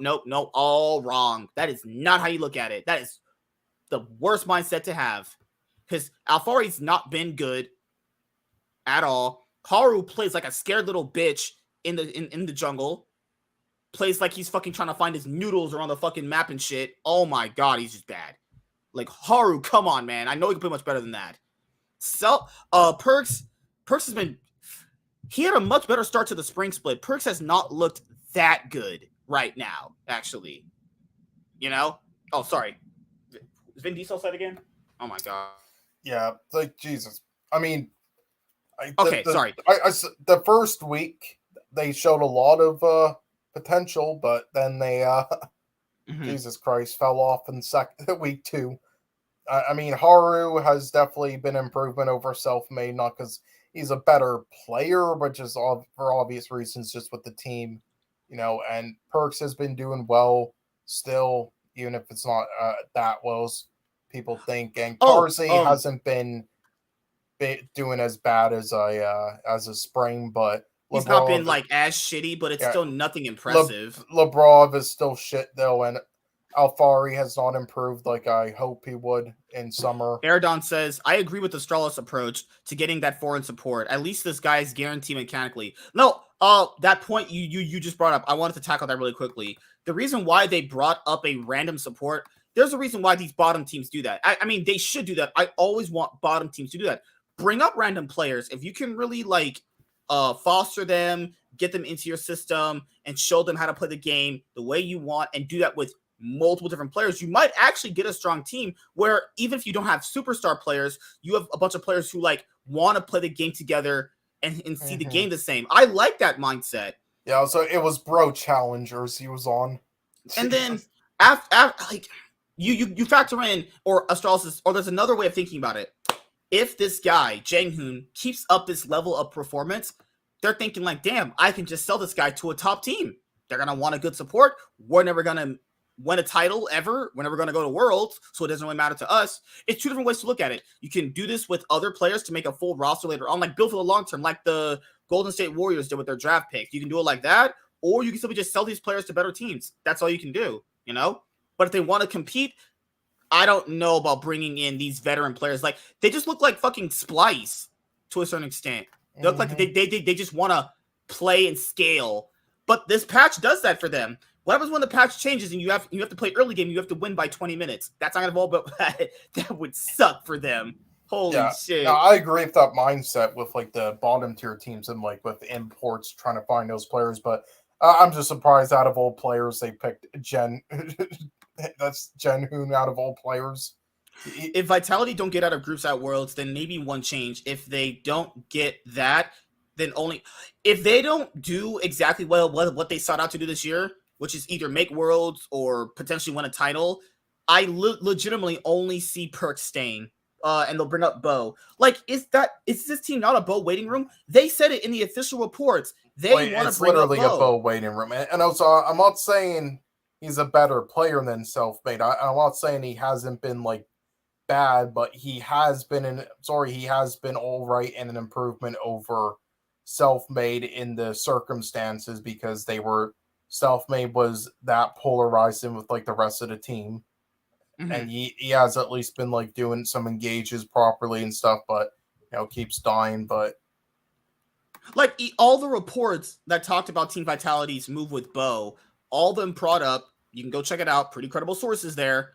They brought up the fact that Team Vitality is literally prepping Bo to play next split. So they brought in Haru just to play for this split, just to pretty much, you have like holes in your wall. You just patch up the hole in the wall. That's it. Yeah, but I want to ask, why didn't they do that in spring, though? Like, how did he not get signed on a team in spring after it was released, like, basically banned from LPL with the gambling? Imagine Haru reading that and going, damn, I'm literally just basically, Haru's literally a placeholder. He's literally just a placeholder. That's all he is. Yeah. He's a placeholder player. Jesus, they could have had Bo by now and salvaged the season, possibly go to fucking Worlds if they just signed him in spring like any team should have. What the fuck is wrong with these fucking GMs? Jesus Christ. All right, let's talk about moving up. Let's talk about Rogue. Rogue bounced back this week with a 2-0. Mm-hmm. I don't use this terminology. I think they're just scaling up. Now, I'll say this though. Malrong is not as aggressive as he was last spring. And I know people said that playstyle is not sustainable. It's not. But you have to give the guy credit for being able to do that in a lot of the games in last season. Yes, in the playoffs, it wasn't all hitting, but in playoffs, it's just going to be different. I know people say things like, well, he's so aggressive, it's going to get exploited. Everyone knows that, though. No one can keep up that kind of play style forever. But I like that he came into the team willing and wanting to make plays. You still have to respect that. You still can't just go, well, because what if the opposite happened? What if the opposite happens and it's like, oh, he's just playing scared like Haru? He's literally the opposite. I imagine if Malrong was on Team Vitality, they would look a whole lot better right now. Malrong is pretty much the opposite of what Haru's doing right now. Like, yeah, Rogue don't look as convincing, and that's an issue. But I think we'll see their real form by week. Yeah, at the end of week 4, we'll probably see how strong they really are because they had a strong strength of schedule when the season first started. Their next games are Excel, which it's going to probably be very, very back and forth with Excel. They face SK Gaming, then they face Team Vitality, then they face BDS. So you could see Rogue starting a little mini winning streak right there. You could see Rogue going 3-0. They could potentially go 4-0 off the back end of week 3 and 4. My thing with Rogue also is it doesn't look like they're really convinced on how even they want to play the game. I think all these losses are finally starting to set into themselves, or these playoff mishaps where they keep choking. Now, that would only really apply to Trimby, Larson, and Otawamne from last year. So that's not going to apply to Comp or Malrong. I think maybe Otawamne and Larson and Trimby are just losing faith in themselves. That's what you should think based off the results. But in the games from this past week, they looked like they're coming together. So I want to give it a few more weeks before I really, go in on what I think Rogue actually is. The first week, they went 0-3, sure. Then they went 2-0 this week. Let's give it to our week 4, and then that's when we'll pretty much know how strong Rogue actually is. Let's go to Mad Lions. Mad Lions, actually. Well, in my opinion, Rogue has just been found out. Fuck you. That's all. They're still good, but again, as I said, they're going to be 5th place or something. But anyway, Mad Lions has been excellent. They shouldn't have lost that Rogue game. They should be in the top 3 right now. I want to shame every fucking idiot who didn't sign Niski. You're all dumb. Oh, God. Oh, yeah, you're right. Sorry. They went 1-2 the first week. That was a... Dude, if Comp didn't steal that dragon... They should have went 0-3. Oh, thank God Comp was playing out of his mind to save them in that game. They really should have went 0-3. But yes, you're right. They did go 1-2 their first week. I think Malrong's playstyle is something where if a player like that is going to be that aggressive and make all these plays on the map, I think instead of trying to reel that player back in, I think you just play that playstyle up more. Because if he's not going to be good at playing that other playstyle, there's no reason for that. Because he's going to be a worse player because of that. I'm always under the mindset that player should just play the playstyle they're good at, that they come out swinging with. If Malrong is good at the playstyle he had last spring split, just make him play that. What's the point of making this guy play? Unless your name's Leader, then just don't do that. And tell him to fuck off. If he's really good at being an aggressive jungler that wants to make plays on the map, just keep doing that. Because people don't understand this, though. It's he's going to get exploited. You can get exploited with the other playstyle, too. You literally can get exploited by playing the other way.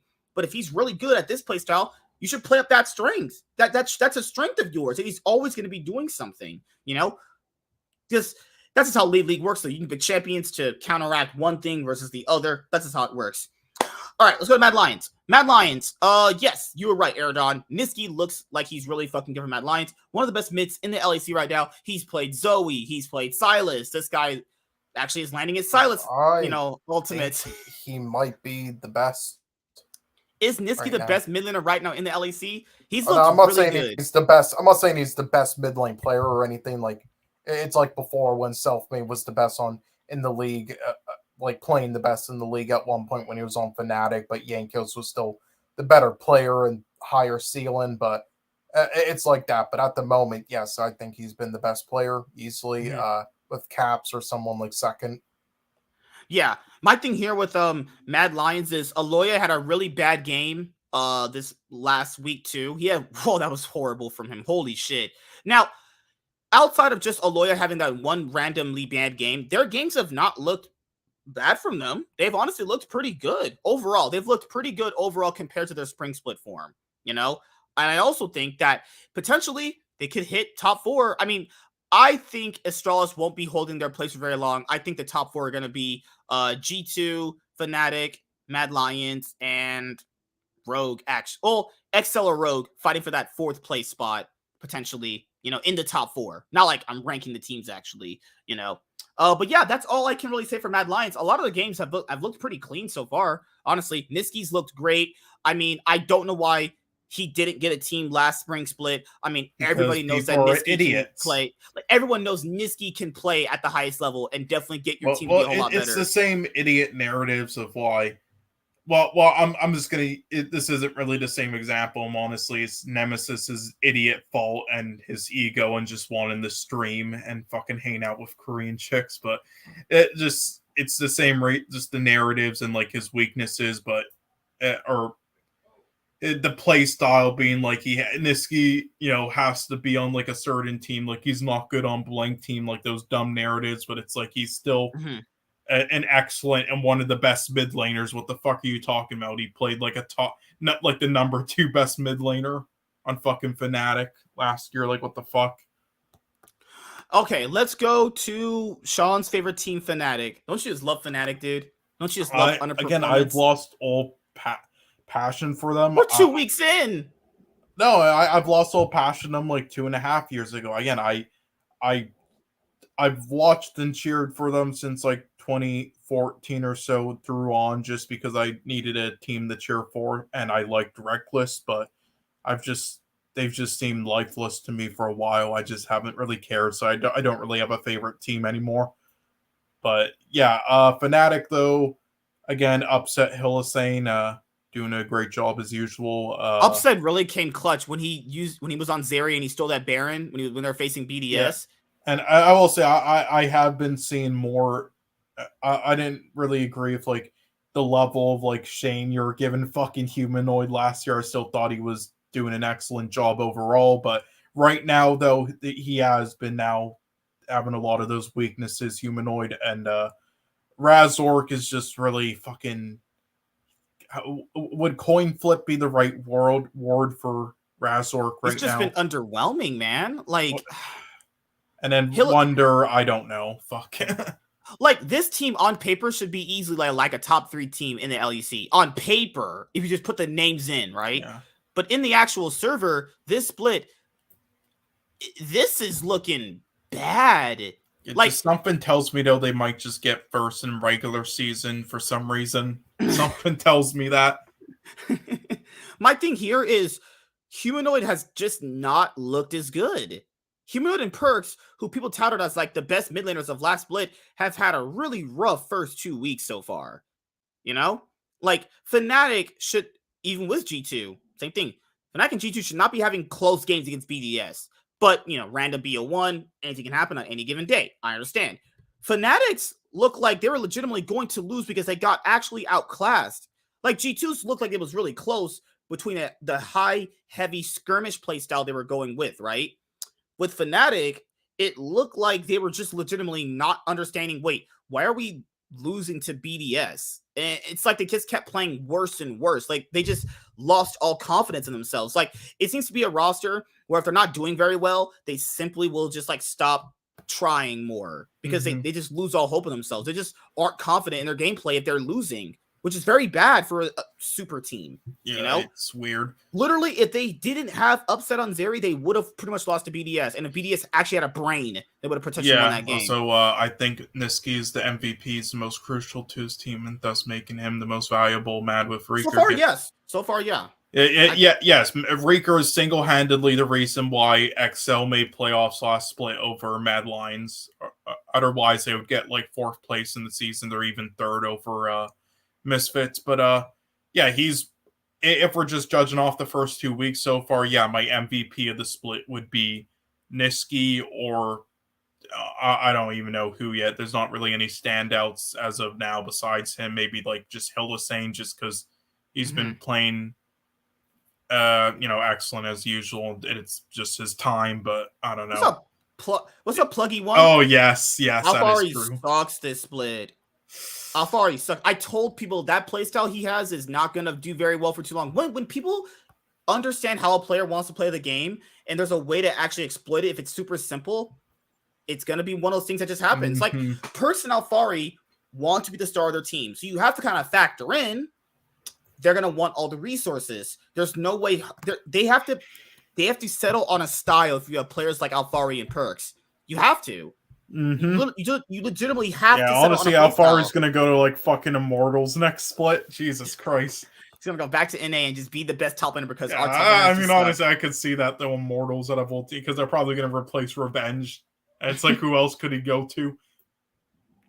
And yeah, so with Fnatic, guys, I said it last week when Trackhawk and Warm were here. I'll say it again 2 weeks in a row. They don't look very good.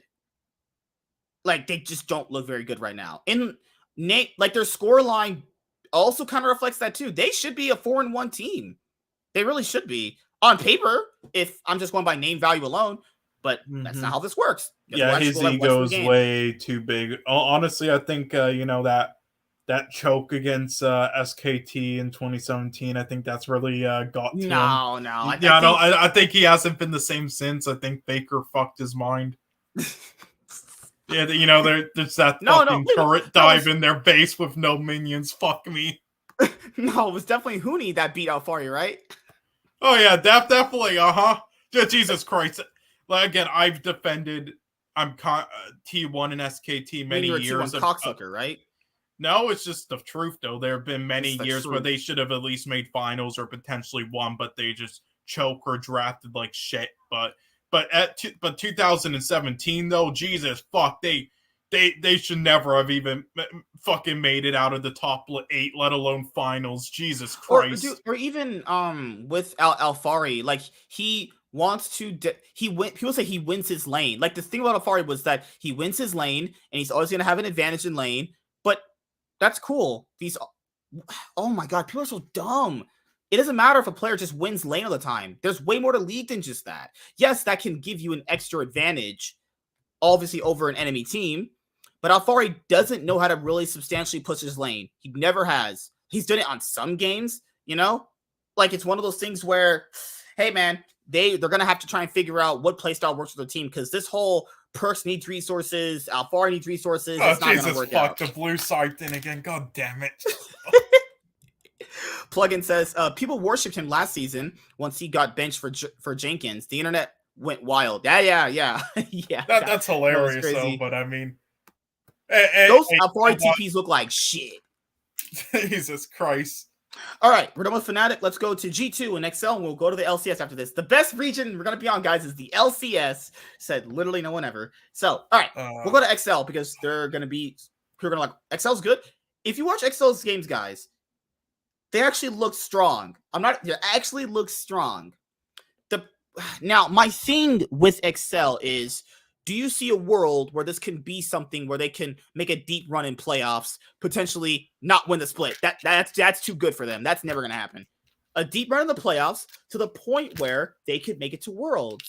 Yes, it's very possible. They could, yes. I'll say this. It doesn't really matter if they have the best players, because League has shown over the many years you don't need to have the best player in every single position. They're kind of like this year's, honestly, Vitality when they made it in 2018. They knew they wanted to play the game similar, and that gave them an edge over teams who didn't want to play the game similar. I think XL are a top 4 team. On paper, they're definitely not. Nuke Duck is he's kind of washed up, but he plays well with the team, though. And he doesn't choke.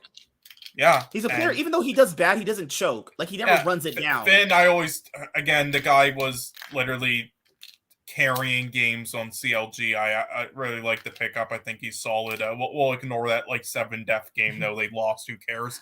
But he's been doing his job. Their jungler, Marcoon, been doing an excellent job. Okay, and now I forgot that. I was thinking of asking you this question. I almost forgot. I wanted to know if anyone on XL would win MVP, who would it be in your opinion? Who would you choose? Would you choose like Patrick or someone? Probably Patrick. He's been such a rock for them all the time. Like even when they were competitive, even when they were almost making playoffs, he was the reason why they almost made playoffs all the time. Honestly, I'm glad finally something's working out for him. He's been such an excellent player for so long, but for some reason willing to just stay on these dog shit teams like XL and never move on. I don't get it. So. Also, what people should understand is not even just the players doing well. Youngbuck finally figured out if you're on an organization like Excel, you're not going to get the best players. You're going to get basically bootleg clearance sale players that no one wants, and you have to kind of figure out what are the strengths of these bootleg clearance sale players, like Finn, like Nuke Duck, like I'm saying Mickey's is a bootleg clearance player, but kind of was from last year. Yeah, I mean that's what they did on H2K. Yeah, Young Buck has figured out I'm not going to have the best players at my disposal, so I have to just pretty much draft for the players' strengths. And they said they went to a Korean boot camp, they played T1, and they got to learn a lot about the game from them. Hey, T1's making EU teams better out here. Yeah, can Misfits please just get Advian now? I'm done with seeing Mursa. Like all they do is just put him on like Yumi, just be like, okay, sit there, go read a book. Build a house in Minecraft. So I'm proud of Excel for getting as far as they have. Young Buck is definitely doing very, very well with the pieces given to him, and I think it's working out great. He's done a great job, but we'll just not we'll just ignore the fucked over the player part, but whatever. They're the same. I guess it all got there at the very end, right? Well, not got there. I mean, he's playing as good. I'll say there's some leadership in shop calling, maybe, but whatever. It's barely a difference. But whatever. It didn't harm them. I'm just I remember they had said that they got the chance to scrim T1 and RNG. Imagine the difference. They got to scrim some of the best teams in the world a few times, and it made them a lot better than scrimming teams like BDS. Wait, are you guys saying that they can't scrim against teams like BDS and get better? World-class team right there on BDS, right? Okay. G2, they ended up losing to Team BDS, but their next game they played up against was who was the second game? I forgot. Sorry. They played against Vitality and they completely stuffed them. That's why I wasn't sweating the BDS loss, guys, because they literally shit on Team Vitality the next day, a team with better players, Also, Nelson, my bad. Nelson and Young Buck have been very good for Excel. They realized to themselves, we're not going to have the best players, so we're just going to work off of what are these players' actual good strengths and get a team full of these players that aren't the best, but they want to play the game similar, and they have all individual pieces that can work out for them. But as for G2, they lost to Team BDS. Broken Blade is really suspect, man.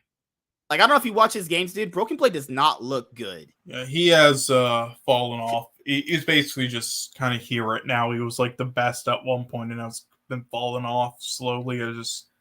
I don't know, man. What happened? He looks like good. At first, I thought it was just the limit testing in the comps he was like doing in the champions, but no, he's just not been doing that well. I mean, yeah, it's because they already have their kind of carry players that are players that try to carry. It's because they had caps for that, and then this plan was obviously Broken Blade as well, and give him a lot of jungler time, and have Flacket and Target Moss be weak side, but then Flacket actually did well with resources, and Broken Blade isn't as good weak side, I think. So I think that's kind of why. Says, I feel like G2 are trying stuff out now. Imagine if that Vi pick works out. It might just be a ban against him in the future. You got to do that. You have to try out these picks. I mean, they probably saw an LPL team or LCK team play it. They're like, let's just try it out. It didn't work out for them. But factor this in, guys. It was just one BO1 where it doesn't work out against them. They can still try it out. It's still the regular season. It's not they're going to miss playoffs. I think they should try out Ornn mid. It's the best strat ever. It beat T1, so I mean. Like, Broken Blade just doesn't look good right now. I mean, I hope he can get back to his form that, he had last spring split for them, but he hasn't been that. They're pretty much just good, and Broken Blade's just a part of that, Like, Flack and Target Moss look solid. Caps look solid. Yankos look solid. It's just Broken Blade that looks bad, So if he can get back to his carry potential when he was on champions like Aatrox, Gangplank, and Gnar, when you saw the potential in him, also when he was playing champions like Aurelia, he's going to be very good for them. But right now, it's the regular season, so it's like, fuck it, Yeah, I got why they tried out the Vi pick, and it makes sense later on. If it works out, you have a free ban in the draft phase. Works, makes sense. And if I'm G2 right now, I'm not sweating losing to BDS. Like, it doesn't. G2 probably beat the shit out of them 5-0 in scrims anyway. I mean, it's going to be wild, though. I'm just saying, by the end of this year in LEC, it's going to be wild because, again, Jesus, fuck, only 3 teams can make it. And I mean, which means 2 out of 5 teams from like Rogue, Mad Lions, Fnatic, G2, XL aren't going to make it. Could you imagine if XL and Mad Lions both made Worlds? And then like Fnatic after their fucking their hype, and then Rogue after being first in the league in spring miss. Like, Jesus Christ. And Upset still doesn't play at Worlds. Imagine those storylines. Upset doesn't play at Worlds because he wants to have sex with his wife. Yeah, I mean, if I had a wife like that, sure. Oh, shit. Give me a second, guys. Okay. Let's go. At least he has someone, unlike Adam. Good God. Alone forever. Well, Adam was on K Corp. He has the K Corp fans, right?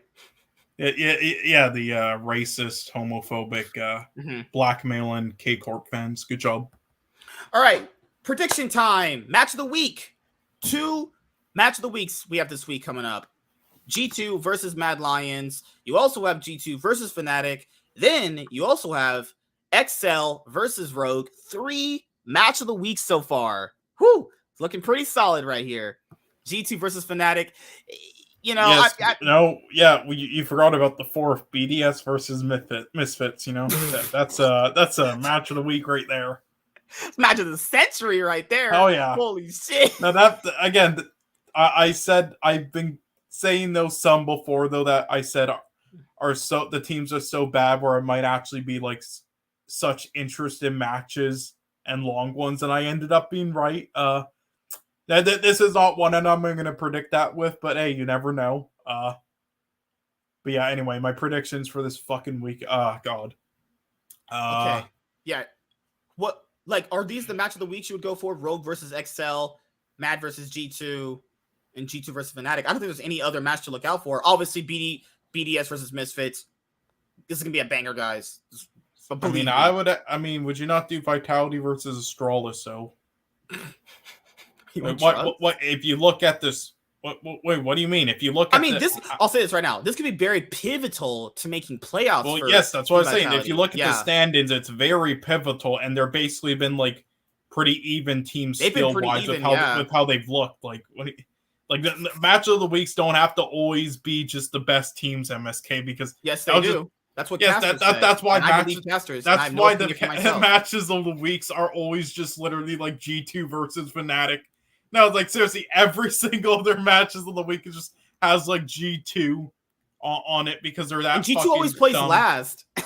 Yes, it's just because they always just like, okay, it has to always be the best team. So it doesn't. Jesus BDS Christ. plays first both days. They want to get them out of the way quickly. Mm-hmm. So, is BDS going 2-0 this week? No, sadly, no. I think they're okay, let's see. I'll say Jesus Christ, the BDS versus Misfits. So that's going to be pretty close. But I'm going to say BDS just because they, in my opinion, they should be 2-3 right now. Actually, they've looked better than Misfits. They look better than SK. Aggressivo has been doing really solid. So, and the bot lane has at least not been inting hard right now. Because they found at least a good fit, even if X-Maddie and them are still shit. Yeah, hopefully Nuclear Int doesn't die like 20 times this time. But yeah, I'll go BDS and then Vitality, fuck SK. I'll go, let's see. Actually, I'll just tell this girl you have me. I'll go Rogue this time, not because I don't believe in XL. I feel like they might. I feel like that's going to be a lopsided game, though. Either Rogue wins convincingly or XL does, but I'll go Rogue this time, and then I'll go Fnatic, although Astralis does have a chance with how they've been playing. And G2, and then I'll go XL, Rogue. Mm-hmm. Let's go with Astralis, then Mad Lions, and yeah, G2, and I think Rogue will lose one or both next week, but I just have a feeling they might upset this time. Okay, for me, okay, Misfits beat BDS. I mean, I'll say this. I think BDS will beat Misfits. Some of their games, like, there's slight chance for them. It can go really, really either way. I think BDS beats Misfits. Vitality beats SK. Rogue versus XL. I think Rogue beats XL. I mean, that's going to be lopsided, though, don't you think? Rogue versus XL, whoever wins. Because think about both their play styles. Either Rogue will, like, smack them, or they'll try to, but then XL will just, just back away and then just like make them look stupid and then just have a huge leak and snowball. Fnatic over Astralis, and I would say G2 over Mad Lions. I think G2 are going to have a 2-0 week. I mean, it's very close. I could see Mad Lions beating G2. I could, but You know, in my mind, I just see G2 celebrated and then Niski with the sad face on the player cam. So I'm gonna go with that. He puts up the sad B emoji, Yeah. emoji. BDS versus Excel. I'm going Excel. I'll go Excel, Rogue, Astralis, Super Vitality. I'm going there. I'm going there for Warren. He's not here. I'm going there for you, Warren. Astralis beats Vitality. No, I'm just kidding. Vitality are going 2-0 this week. Mad, and then the good old-fashioned grudge match, the old El Asico, G2 versus Fnatic. Oh, yeah, guys, G2 is definitely clapping that ass right now. There's no question. Yeah. Like, Fnatic look really, really ropey right now. Yeah, I mean, and that's it. This is going to be, I'm just saying, these are very important matches for Fnatic and Vitality, though. Very important. Right. Like, people gotta factor in, if you're a team like Vitality and like Astralis, where you're like struggling to make playoffs, getting these easy wins against teams you're about on the same strength with, these are the games you have to win. These are the games where if you don't win these, that basically is a make or break of you making playoffs in general.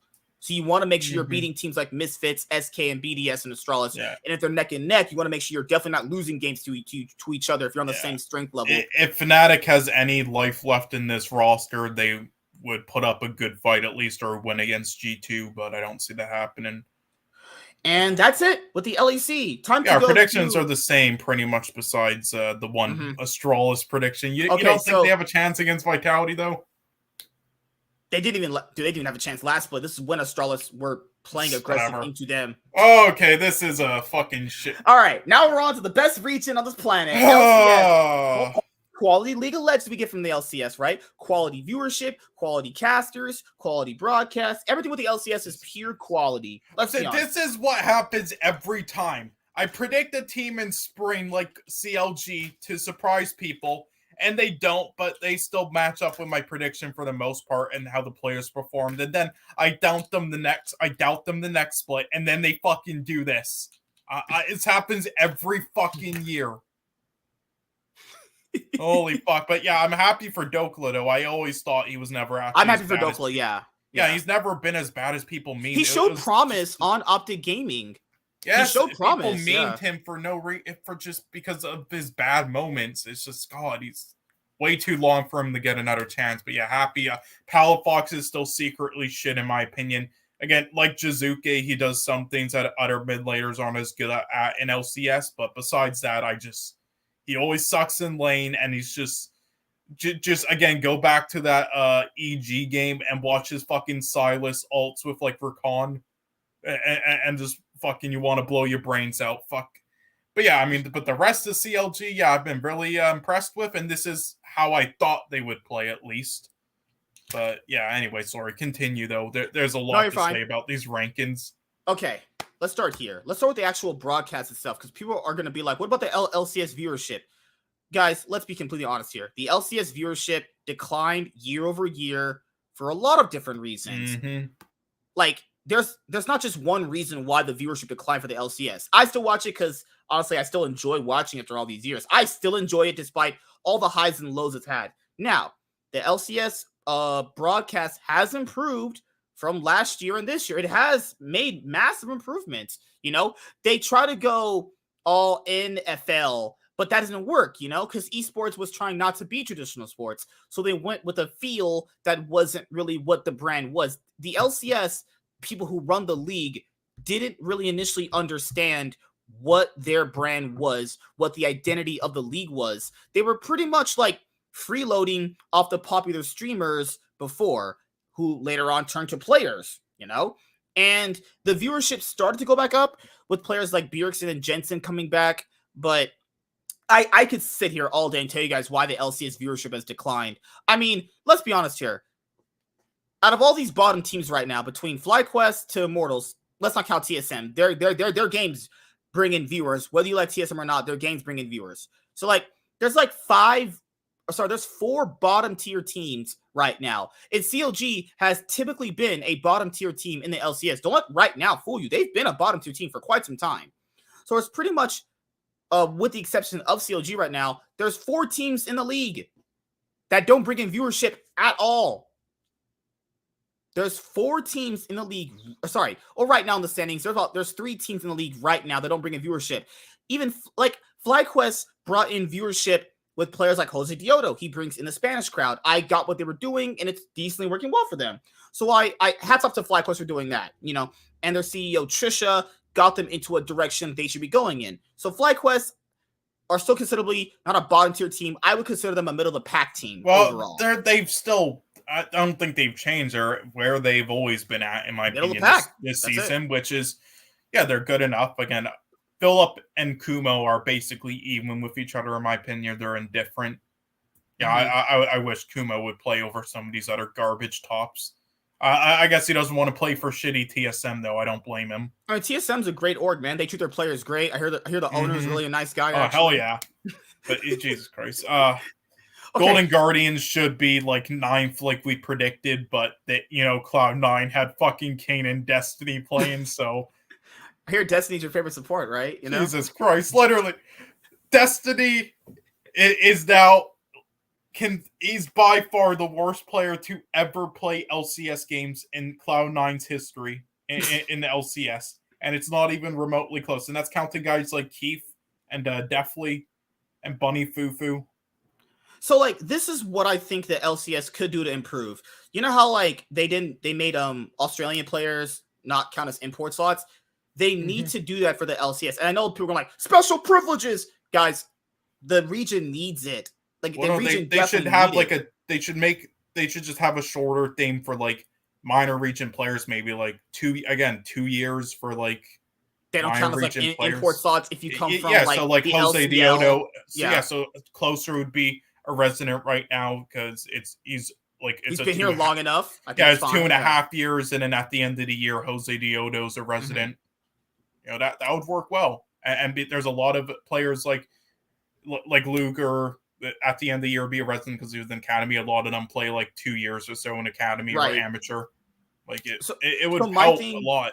My thing here is they need to make the other minor regions not count as import slots. They did a good start with OCE. They need to do that with the other regions, though. They need to do that specifically because it would help not only boost the amount of players that want to play in the LCS, right? But it also brings in the viewership from those players if they bring over popular good players. I know Sean doesn't like Brazil that much, but Brazil actually has some pretty good viewership. What the fuck are you talking about, dumbass? Is this guy memeing? Yeah, he's obviously trolling. Back to the thing. If like Brazilian players or the other minor regions that now count as import slots didn't count as import slots, and they brought over like the really good Brazilian players right now from the CB LoL, that would boost LCS viewership. FlyQuest literally boosts the viewership of their games by bringing over Jose Dioto. That was it. That's all they needed. You needed one player for that. Well, I don't think Brazil has any of those players on that caliber right now, but I don't know. It's mainly the fans and the casters the viewership that are big for those players, though. If those players did well or won a again, I've always defended the region, like their teams overall at international events. Brazil, they've always sent the wrong teams, but individual player wise, though, they never really had any of those guys. Like the best one I can think of is BRTT. No, he's washed up MSK. Like, but he brings in viewership. You don't need to win. You're not winning trophies with these players. MSK, but he's shit now. He wouldn't even play in amateur, and he's like 31. He would be a streamer. That's it. If you bring in BRTT, one of these teams will definitely get a boost in viewership. I guarantee you. But at what cost? It will be last. I'm saying these teams are already getting last. What are you talking about? These teams are getting last with no viewers already. Someone like Tim Owens would be good.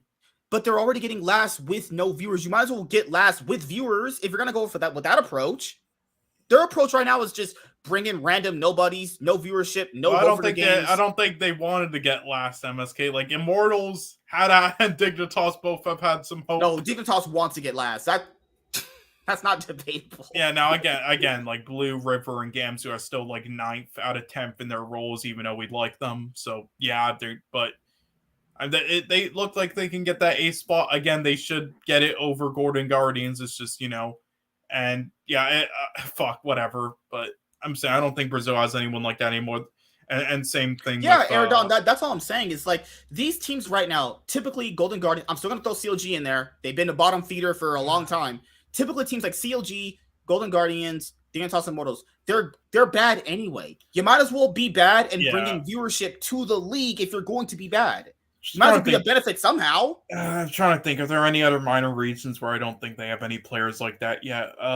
There's the what's the Turkish league called? I forgot. No, they have loads of talent, CIS. But... Yeah, the CIS, the CBL. Well, no, that's Russia, LCL. You dumbass. It's TCL and then CIS is Russia. Yeah. But I sadly, no, they're not in league right now internationally because, Ukraine started that war with them. Putin being a very, very big bad guy. Yeah, no, Ukraine started the war with them, sadly, but they're fighting off good. Yikes. So that went dark. So I don't know how Revenge is still playing LC. I don't know. He must Plug-in, have. Like, I don't know either, man. He has some pictures of some owners or something. Plug-in, Immortals is so bad. We'll talk about them in just a moment because I know people want to touch on viewership. I need to apologize with my Immortals prediction because I'm never letting this guy ever. I hate this man. This man always deters. No. I was for the most part right with what I said. I said throw them in ninth. You were like, they might be seventh. I was like, no. We agreed that they would make playoffs. I never listened to you ever. No. We both agreed that they would have a good chance at making playoffs. He forced me to believe him. And we put them in 8th or 7th together. So fuck off. But secondly, no. What I said about them in the playoff and the players weren't wrong. I just accidentally rated them too high because I wasn't thinking properly at the time because I forgot. But it's not even just you. It's what I follow. No, it's like I completely forgot that Lost, Ignar, and Revenge still aren't good players, even though they're upgrades over what they used to have.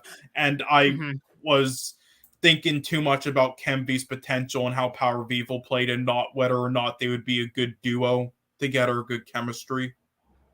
Like, I'll say this right now. I know these streams get like max like 10, maybe 8 viewers. You guys know I don't care about views like that. The moment we talked about LCS, people just started dipping. They don't care. We're not even big. We are not even big. People heard us talk LCS and they're like, yeah, I'm out. Another person just left. Yeah. Good just guy. Rename Immortals to MIBR. Yeah, get full Brazilians. Yeah, they should at this point, honestly. The best thing that I could say for myself, I always fall into this trap myself is like when I have a gut feeling that I know somebody's going to come out the way it should, I kind of always second guess myself and I go, maybe it might turn out better. No, I got to stop doing that. I knew Immortals would not be as good for several reasons that I brought up in our power rankings. I second guessed myself and they don't look good at all. They don't look good at all. And the reason why I was going to bring up why they don't look good is, how in spring teams go with that moniker of, it's just a new players right now. We're going to get, synergy and we're going to get acquainted with each other and we're going to scale up, right? That is going to apply to Immortals right now because they're bringing in 3 new players. One of them has never played LCS. This bot lane has no synergy. They just started out together. They just got Power People to scrim with them. So they're going through spring split problems in the summer split where you have to make playoffs and go to Worlds. It's too late. Like, all these teams above them have already worked through all those issues that were supposed to be what spring is for. I still think they have a chance to make playoffs. So I still think it's 8 teams. It's very possible. Sure. Yes. My real prediction was like 7th to 8th, but I wasn't thinking properly. Because I was just like thinking about. Also, dude, I should have went with myself. This is the reason why people like Kenvy getting promoted into the LCS is never really good. They just get fisted by players. They get fisted by players who are not even good, but they've just been in the LCS longer, so they know how to deal with players. Yes, like that. But I don't think it stunts their growth. I think just a lot of players. Well, 99% of them will tell you get into LCS and get in that playing time right away is what helps you improve. So yeah, they do get fisted on those bad teams, but then they, if teams just do their scouting, then they'll hopefully be picked up soon by good teams afterwards. Like at least like on someone like FlyQuest's level. Like, this is my thing, guys. I'm sorry, and I've explained to you guys before in my past videos. My predictions, like, I know exactly how this will play out more or less so all the time. But I like later on in these years, I've been a lot more forgiving, and I got to go back to my ruthless, harsh ways of like, no, I think this team is going to be fucking bad. Like but I'll do that with my predictions now. I can't keep being as forgiving as I was because Revenge wasn't even good last split when the top lane pool looked like shit. Yeah, he was only like around 7th because it was that shit. Imagine this: he was only 7th because it was just that bad, and it was also bad because the top laner stunk, and he was 7th. Like I made that fucking 6th or 5th place prediction for them just because I was thinking about how bad the others were: Golden Guardians, TSM, Dignitas, and Counter Logic Gaming. But not realizing, Lost and Ignar still aren't very good in our new bot lane. They don't really have that synergy, even though they're technically upgrades in the role, and that Revenge is still pretty bad. Like, I knew Lost sucked on Golden Guardians. Why did I even think maybe just because he has Ignar, he'll do a bit better? Well, no, to be fair, Ole is pretty bad as well, in my opinion, but whatever. I mean, Ole's still looking pretty solid with Stixay. Yeah, well, holy shit. No, they're pretty bad. Whatever. Okay, so I want to go to this Immortals game that Sean wanted to talk about. This is the worst game I've seen in my life. This might be the worst game I've ever seen. Yeah, well, there are 2 games I wanted to go over, but yeah, that's one of them. I think the plugin. You got a point there. I mean, you're not lying. I mean, I'm not saying I'm about to tell you you're lying. You know, you're not. Okay, why are you subbed to the Daily Wire? Quality content. I'm about to leave the stream. I want to be a conservative when I grow up? CLG's Hot Summer, Dokula's comeback in LCS. And then why is there a Geeks and Gamers video in your recommendations? Oh, I love Jeremy. He's my favorite content creator. Jesus fuck. Okay, so there's this play that happens where I wanted to legit strangle myself. Yeah. Right here, if you guys want to see some great content though from incels like Durdok's attitude, then go watch Geeks and Gamers. Geeks and Gamers makes quality content. What are you talking about? So yeah, let's watch this great play. Okay, so this is one of the worst games of LCS I've ever seen in my life. I'm not even kidding. This is actually one of the worst games. I was like, damn, this is trash. First of all, what was Kenby supposed to do on Lee Sin? Let's even start from the draft. Why the fuck are you picking Lee Sin on a durability patch? Yeah, and even if he was in it, like, it makes no sense in this comp. It makes no sense in this comp. I'm sorry. Against also, Kenvi has not looked good. Kenvi does not look good. He's looked like one of the worst junks in the LCS. Okay, he has nothing to work with MSK. I'm sorry. Oh my goodness, he has Power of Evil, man. He has nothing to work with, and also their synergy has not been good. Again, I was thinking too much about Kenvi's potential and how Power of Evil did, and not their synergy. Well, I think you over-indexed on Kenvi being a good academy prospect coming in, but what can he change, man? Also, he be behind LCS junglers who have been in the league for quite some time anyway. Like, it's still kind of rare a player just comes up from academy and just dominates the league. A lot of people thought he was this guy was just going to, like, basically style on people. No, he got a chance to style on other bad academy junglers. Does that inherently make him good, or did people just overrate him? Actually, did people just overrate this guy? It looks like from these past games, people just overrated him. Just saying. So he goes in right here. Sorry about that, guys. Revenge knocks him up. Power of Evil. Oh my lord. You guys just see what happened? I need you guys to actually legitimately see what the fuck just happened. Okay. Let's wait one more time. So you have Revenge going in, gets a knockup. Corky should go in with his W. Does it do it? He completely wasted his package right there with Yuumi. Power of Evil, what are you doing? What the fuck is this? This horse shit of a fucking game we're watching here. Like, Immortals is just bad, guys. Immortals is just bad. Like, even their social media, some of the social media posts were only getting like 6 likes. Yeah, that is hilarious. I've been dying of laughter looking at their. I've been doing this for 2 years. It's been like this for 2 years. They get no likes. It's hilarious. I just laugh at their posts. God, dude. Like, their org is just so soulless. Like, how do you go from like the most hyped up new org to that everybody? Yeah. Why are they out of LCS? Bring back Immortals to then this. God, like, I'll even say this too. Like, teams like Dignitas, Immortals, Golden Guardians, even CLG still, like, oh my goodness. There's no, like, it feels like there's no soul in these orgs sometimes. They're just here to just do their job, compete every single split, and then just go home. That's it. They want to get a mediocre to above average roster, maybe squeak in the playoffs, maybe have a potential to go deep. These are all hypothetical, really big maybes I'm saying here, guys. Then after that, they do rinse, wash, repeat. They're basically a bunch of SK Gamings. That's what they are. A lot of these LCS orgs are literally just a bunch of SK Gamings. They recycle bad players, and then they don't even get the recycled good players. They just recycle shitty players that never had anything good about them, even when they were on better teams. Okay? So then they just all end up doing the same shit. What I think the bottom tier LCS org should do is automatically, literally, and I'm being honest here, just get academy prospects, bring them up, put a good coaching staff around them. Then at least you're going to go with like, okay, at least there's new players joining the league. At least you have that. Isn't that what they do with the CLG this year? Yeah, I think more orgs should do that, honestly. And now so now you're on the CLG, train of doing things. Yeah. I'm getting a rope whenever they play games, actually. Doubters. Oh, yeah. Right. I mean, besides Jenkins and Palafox, but whatever. The other three I'm happy with. Okay, so out of the bottom tier teams, okay, we'll touch on TSM. Okay, this is actually what I wanted to touch on TSM for. It wasn't even about their game. So I know you guys are like TSM fans and you like their TSM Legends content. The guy that does the TSM Legends content said it's not going to be weekly like it is anymore. He said it's going to be a while before you see another TSM Legends episode, actually. Yeah, so like every 3 weeks maybe every or so. 2 weeks. Maybe every 3 weeks. I don't know why. Why? That's okay. Here, let's go to TSM's YouTube channel. That was the one thing they still had going for them.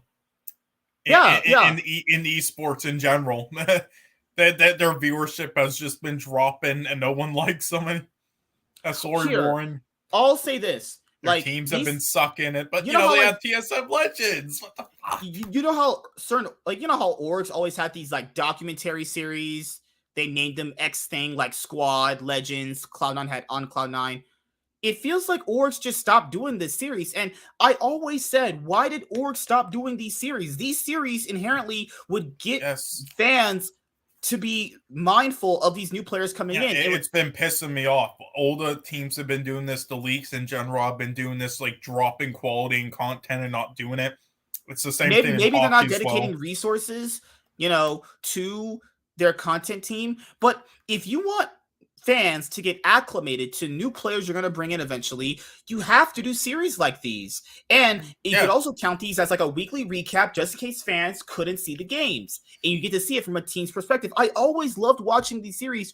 Why did Cloud9 stop doing them? They did Cloud9 Genesis in the past. Or they had they had a random series in the past. Yeah, it's like, why do you think Cloud9 fans started liking all the new players so much? They kept bringing in over the years. It was content like this that did it. It wasn't just that's why they started they were like, oh, they got rid of Impact Smoothie, but then they're like, okay, I actually kind of like Lickers. I kind of like Blabber, Zazo, whatever, because they did content for them and made them. Yeah, what happened to on Cloud9? This Cloud9, I love Cloud9. I'm not flaming them. Yeah, it's like they don't even do those fucking boot camp tour or worlds hotel tours anymore. Constructive criticism. I'm not flaming them. What I'm saying is, why don't teams like Cloud9 and the other guys do the TSM Legend style content? I really enjoy that content. It's always been some of my favorite content ever. It just feels like the league is just squeezing it out. The orgs are and their YouTube channels are just squeezing it out. Cloud9 doesn't they have their behind the scenes series. Now they call it C9 behind the scenes. C9 needs to stop changing the name. This does not roll off the tongue very well. C9 behind the scenes. I'm just sorry, it doesn't roll off the tongue very well. I don't like the name. I like the on Cloud9 series that they had. Also, why did a lot of these orgs start making secondary YouTube channels just for League of Legends? I never understood that. I never understood why all these channels, not just Cloud9, G2 did it too. Dude, I was shocked when G2 did it. I get what. No, I get it as I get the idea behind it. I get it as a brand thing, but as a fan and viewer, it's horrible. You kill your shit. I get why they would do this. I understand it. You get people who want to just watch that content. No, they hide the sub count. That's hilarious. You get the fans who just want to watch that content from all these other esports just for that YouTube channel. You just get subs for that, and it's more organic for growth. I understand that. That's not organic. That's actually the opposite, right? Because eventually you'll stumble upon just like, okay, I'll watch this video from like the Rocket League team, even though I don't give a shit. Like, they're pretty cool. Hey, maybe I'll check out a game. Oh, actually, I'm kind of into this Rocket League team, into them. You know, that's what happened with me with the Rocket League team. That's what happened to me with their Rainbow Six team and with their players that they used to have, the old Western roster. I forgot the players' names, but I think it does the opposite. A lot of people end up doing that if it's along the same channel. Okay, you go at it from the simple approach. If they want to go to G2, let's say they don't even like League of Legends, they want to watch the CSGO players, you make a YouTube channel just for the CSGO content. I get where they're coming from with it. It makes sense. But I don't think esports has that kind of pull right now with all these different esports out there where you could just pull all these massive amounts of subscribers to these different YouTube channels for that. You know, if I am a fan of G2, like I am, I'm just going to watch this main YouTube channel for all their content. I might not watch everything, but this is what like these orgs have to understand. No one's going to watch everything. Go on the main Cloud9 one. Yeah. Look how dead it is now. They don't put any content out on there. They just do none, and they get like 800 views. It used to be insanely popular. Dude, what happened to that 9 series that they did? What happened to that?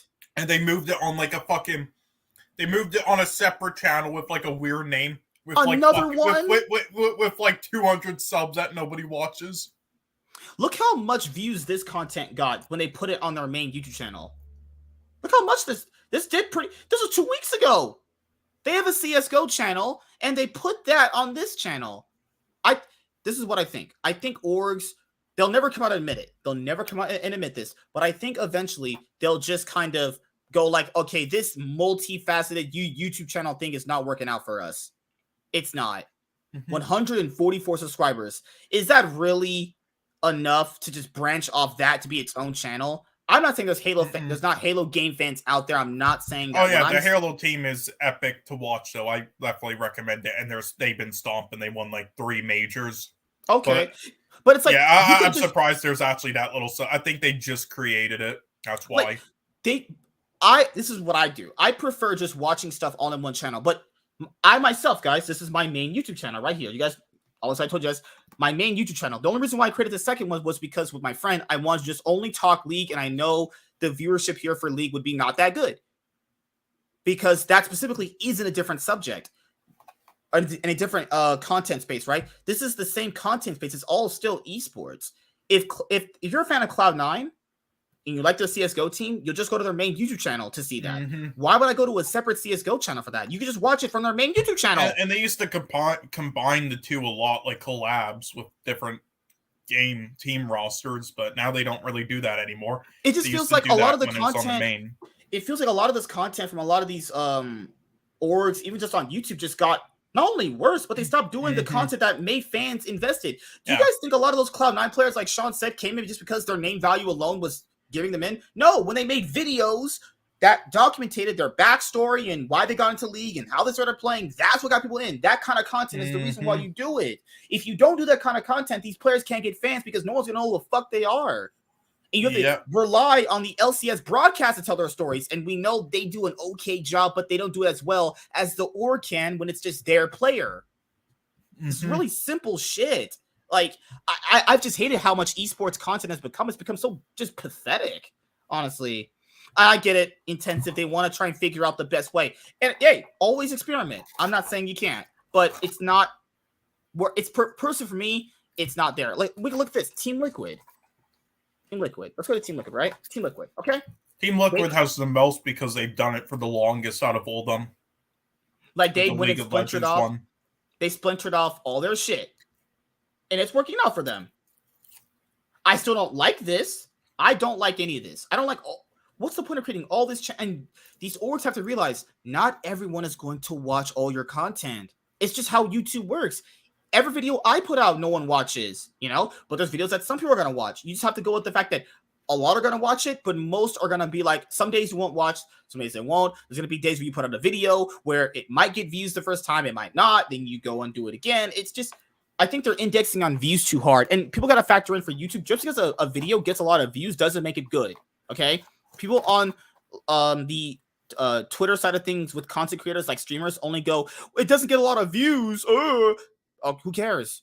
If was the video good? Actually, was the video good? It's all I care about. You know, people just index so high on views now. It's like that doesn't fucking matter. You know, Misfits, right? I know Sean loves Misfits. Misfits created a League of Legends YouTube channel separate from their main one. That's stupid. Yeah, also, I'm just saying, I've known many people over the years at Misfits, like the social media people, the team, just like all these people who do this shit on Twitter, YouTube, and everything, and that for their league main channel, Overwatch, all this stuff. That are still here or have left. Some of the biggest piece of shits I've ever fucking met, like on fucking TSM dunk level. Mm-hmm. I fucking hate them. So yeah, I mean, it doesn't surprise me that they're stupid enough to do this as well. Yeah. Look at this. They made a podcast channel that they put no content on. They haven't uploaded in 2 years. What the hell is this? Is there... Fuck. I don't even want to go into roasting people. That's hilarious. 127 people. Hey, see if anybody's commented on their most recent video saying, hey, bring this back. Let's see. Maybe like 5 people. Let's see. 16, like 30 dislikes. well, oh my god! It was a year ago! I don't get it, guys. This is all I'm saying to sum up my point. All I'm saying is I prefer all that stuff to be in just one place. That's all I want. I want all the content for one to be in one place. Also, it's also weird on viewers too. Do they really think casuals are really gonna look up all that shit? If a casual goes on YouTube, let's say I like G2, okay, because I used to be a casual, so I know what a casual would want. I'm gonna go to G2, right? I'm gonna go G2 Esports. They're my favorite European team. I'm going to go to G2, and I'm going to expect all the League of Legends content just to be here. I'm not going to want to go and search for all that shit. I know there's lazy motherfuckers out there, but you have to factor in what a lazy motherfucker won't do.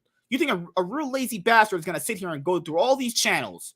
No, they want to think you put all your stuff in your main YouTube channel, because why would you make all these? You know? Mm-hmm.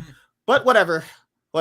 Let's browse through some of these teams, because I got to go eat, actually. So let's start with... I really don't care about FlyQuest, I'll be honest here, guys. Onion rings. You want some?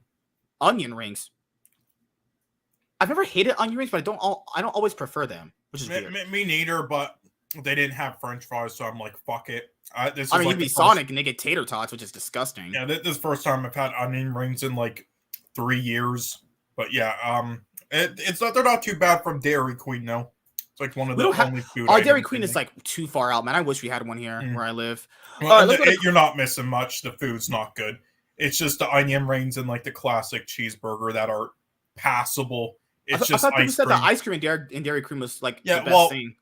Yes, but in recent years they dropped off in comparison to other places. But yeah, it's good there, but I don't really count that. Just the actual food items is not good. Oh, this girl's ass is big. Oh, fuck. Wrong thing to look at. So, Cloud9 bounced back with a 2-0. Cloud9 actually almost lost to Dignitas.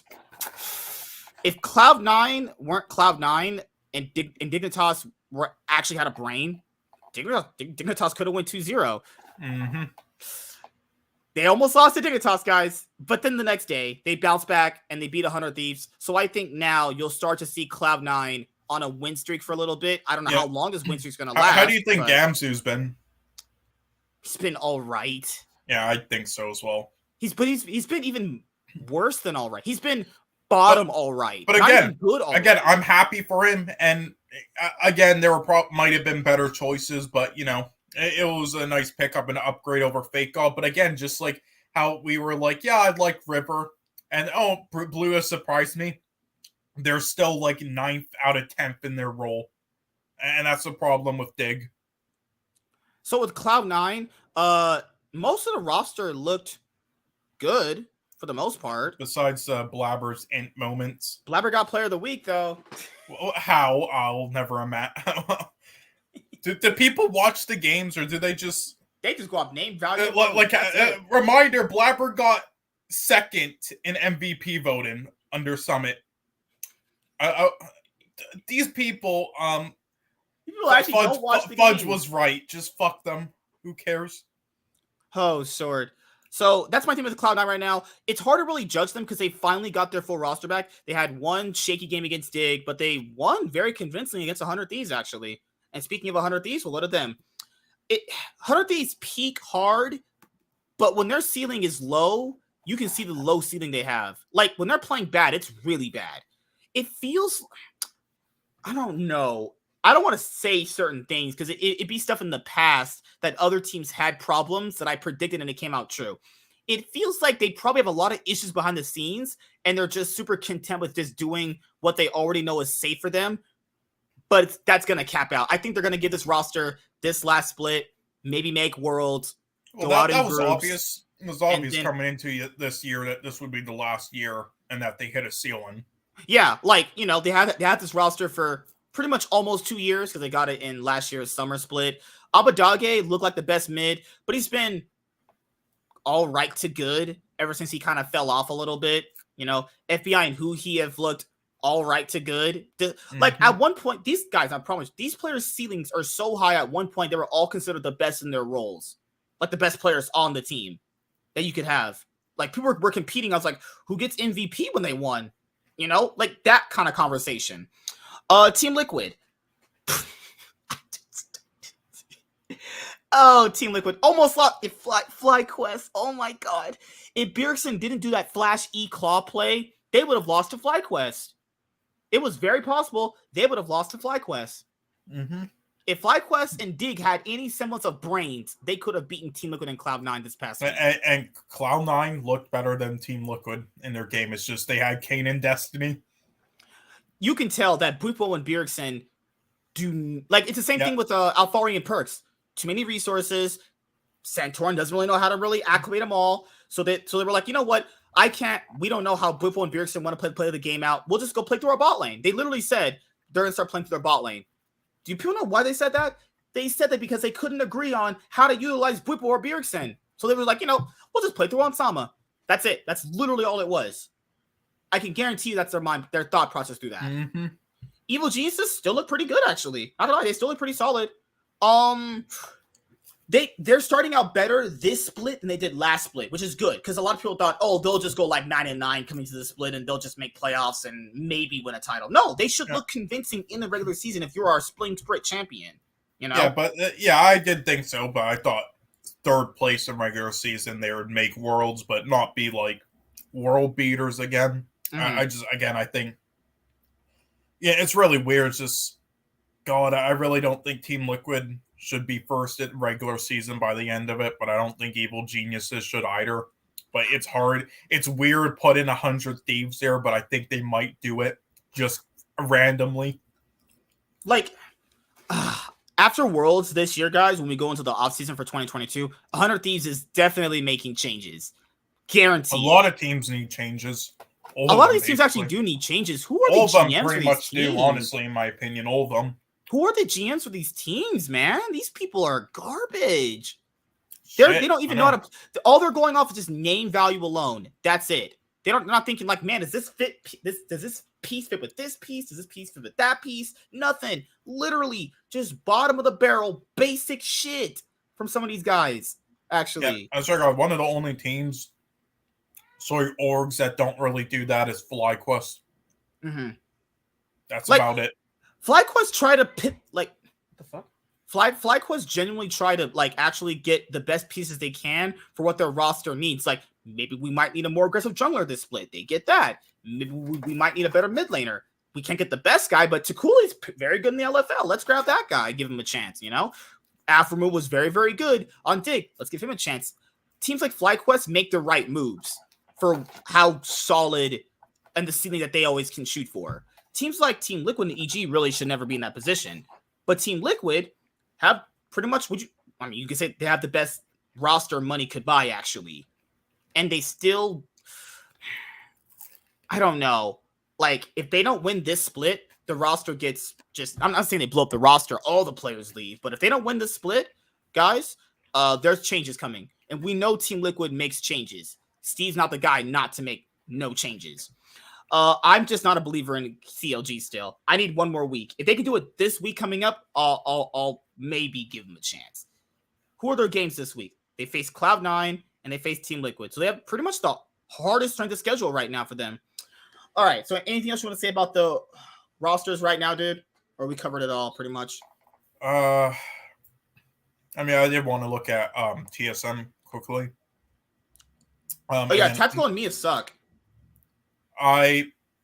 You think Mia sucks?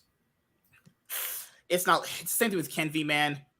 Just coming to the LCS and I think I'm not saying he's playing good. Obviously, I've seen the games, but like, I think it's more has to do with just the situation he's in, and maybe instead of like him himself. Also I think a language barrier too, kind of thing. Yeah, I was gonna say that, but I think he might know some English because he has hopped around like a bunch of teams. But yeah, I mean, I do think he's been, because of that, not bad, and I do think he's an upgrade over how Shenny was doing. Maybe if I give him benefit of the doubt a little bit right now, Huni hasn't looked good. Mm-hmm. Huni looks like pure shit. Mia, I don't mind, and Maple is as good as we thought, but everybody else, Spica's given up on his team. He's not trying anymore. Huni's shit, tactical shit. I think Spica and Maple are their best players. I even told people Maple's going to be a top 3 mid laner. I knew he'd be a top 3 mid laner coming in. The pool was really weak. I don't think he's top 3, but again, top 5. Did you watch this game where TL lost to TSM? Jesus Christ. This was match of the week right here, baby. Shit. Good God. Holy fuck. This was a close game, though, but it wasn't close for it's close for all the wrong reasons. Like, my thing with Tactical is this guy has just been, when they invest resources into him, he looks pretty good. When there's no resources invested into him, he looks like shit. Yeah, well, hey, I mean, that's an improvement over Lost, where if you invest resources on TSM with him, he does shit, and if you don't, he does shit, so hey. It's pretty lose-lose right there. You put him in there. Yeah. Also, Travis put out a tweet about the LCS attendance live. I do plan on watching LCS games live. I agree with him. It should be cheaper. Yeah, the tickets used to be $15. They actually increased. Honestly. Because of the US dollar right now. Your country's fucked. They got rid of the $1 slice of pizza. Get fucked. Okay, so now you know how we feel. I know Travis tweeted that out. I've gone to the LCS multiple times. I've honestly had a blast there. Just because people think the attendance isn't as big as it used to be. If you look at the crowds, when they do pan the camera, remember, guys, they don't actually show you the full crowd. They never really do. It's actually a lot bigger in there than it looks to be on camera. I've enjoyed every time I went to the LCS. It is some of the best experiences of my life is going to the LCS. It's really, really great. Now, I get it. Some people can't go because you're on the East Coast. You'd have to take time off of work. That you have to pretty much make it a vacation. And would you want to take a vacation going to watch Immortals versus Dignitas games? I understand that, But even if you're going to watch bad games regardless, the experience of going to the LCS is just great. It is great to go. And you might not watch the best games. That's fair enough. But then again, I've been to it multiple times and I thoroughly enjoy it. But this is my thing. I don't know why the LCS doesn't enforce the fact. Why are these teams playing remote? These teams spent the better part of almost 2 years forced to play remote. Players bitching and moaning, going, yeah, I want to play on stage in front of a crowd again. Then you have teams in the LCS still playing in front fucking remote. What is that? No, LCS, you go. Listen. What is that? Bunch is in horny jail right now. He texted not Cloud9 because I'm talking like if you have no COVID issues. There are teams with no COVID issues playing at home when they're not forced to. Teams were bitching and moaning that they have to stay home and play. But the players like fucking TSM, I don't want to go to work. I want to stay in this nice facility. It doesn't surprise me. Also, this doesn't bode well with a lot of these teams too, because if you think these players want to compete at home, that means on stage you're going to play like shit. They're just scared to play on stage. That's the opposite with C9. That's honestly a huge reason why they missed Worlds. Sorry, that never happened. But let's pretend in a fantasy world, that TSM, the double if move didn't get taken away and they made worlds over them. Wink, wink. Okay, but no, that was a huge reason. They played amazing on stage, but they played shit online. Yeah, like my thing here is, why are teams allowed to play remote when they got the LCS back, they got fans to come back, players bitch and moan that that's going to be a huge reason why fans don't go if so many teams are doing that. Yeah, like I got what Travis was saying. 8 out of the 10 teams were there. Yes, that is true. All the teams should be there. All the teams should be there. What about the TSM fans if you're still left? Yeah, like I understand Cloud9 can't be there with Fudge right now. That's fine. But all the 4 players are still there. No, if I heard that Fudge was playing remote, then I might not go because he's my favorite player on C9 right now. So fuck, I would like to meet him in person, but nope. Yeah, like, he's in horny jail right now. He texted too many Korean ladies on Twitter and Instagram, sadly. Like, I just don't get why the LCS would even allow teams with no COVID issues to play at home. We literally spent 2 years forced to play remote. FlyQuest, when they played remote for a short while, they didn't have a reason for it. There was like they didn't specify why. Sometimes but there was a reason. Sometimes I can't watch the live broadcast. I have to watch like the VODs. Have there been reasons why some of these teams can't go and play in front of the crowd? I haven't had time to watch the live VODs right now, so I wouldn't know. So that's my thing. Outside of Cloud9, who can't play with Fudge right now in person, we literally spent 2 years forced to play remote, and we finally got the crowds back. And they're like, "No, what? I'll just play remote." What the fuck? That's honestly so lazy. Mm-hmm. You can't get your ass up and go to the fucking studio? Oh, boo-hoo. You get into a car, you prep talk, get on stage, play. Oh, boo-hoo, wham. I can't play in my pajamas, on Now, I'll say this. Could, though. Is it more comfortable playing at home? Yeah. Is it going to be less stage nerves going? Yeah.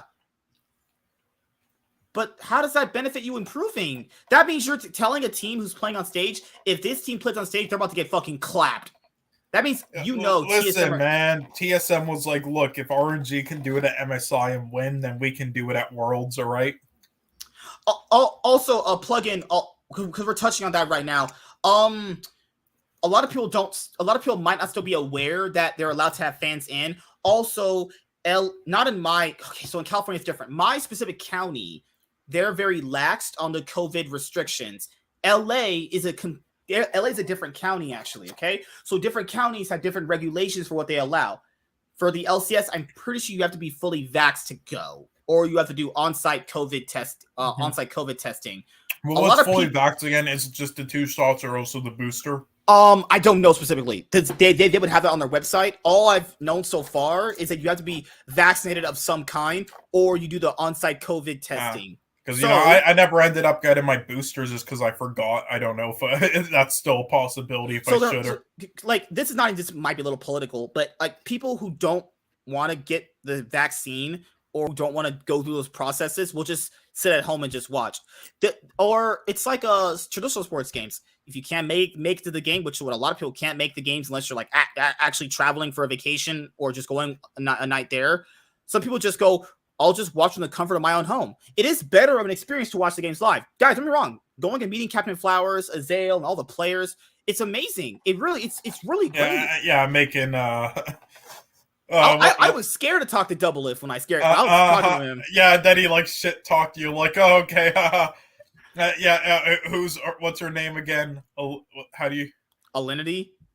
No, what the fuck, Alinity, bitch? We're talking about League of Legends, the one who then like. There were days where Pokimane went to the LCS. Pokimane would always go the day after I would always be there. I'd be like, fuck, I missed her. Bitch, fuck off. I want to do my YouTube channel intro, actually. Yeah, that's what.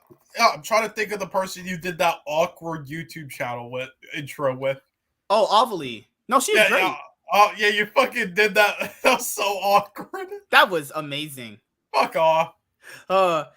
Yeah. You'd be surprised, man. I know people get shit on, but being in the moment, being hyped for the plays, even though it is just NA, it feels amazing. Like I wouldn't lie to you guys. It feels great. Now, when there's days where it's Cloud9 versus 100 Thieves, TL versus C9, TSM versus C9, it's amazing. Like, the crowd is going insane. But people have now got accustomed to these 2 years being at home, watching shit from on home. So it's going to be an adjusting period to get people back to that point. $50 is kind of expensive, but listen, how much does it cost for a movie ticket these days? Like, well, here everything's expensive nowadays. Let's be honest. Here it's like $15. Say you wanted to go to dinner beforehand, like $15, and then like get food at the theater. Yeah, that's $50. Or if you just go with 2 people, then that's let's just say intensive. Bucks. There's worse things you can spend your money on than revenge games. Everything's expensive as fuck. Like, seriously, I went to White Spot the other day just because nothing else was open, and it was the only other shitty restaurant place that also served alcoholic drinks. So I'm like, okay, I just had like 2 Long Islands and like 2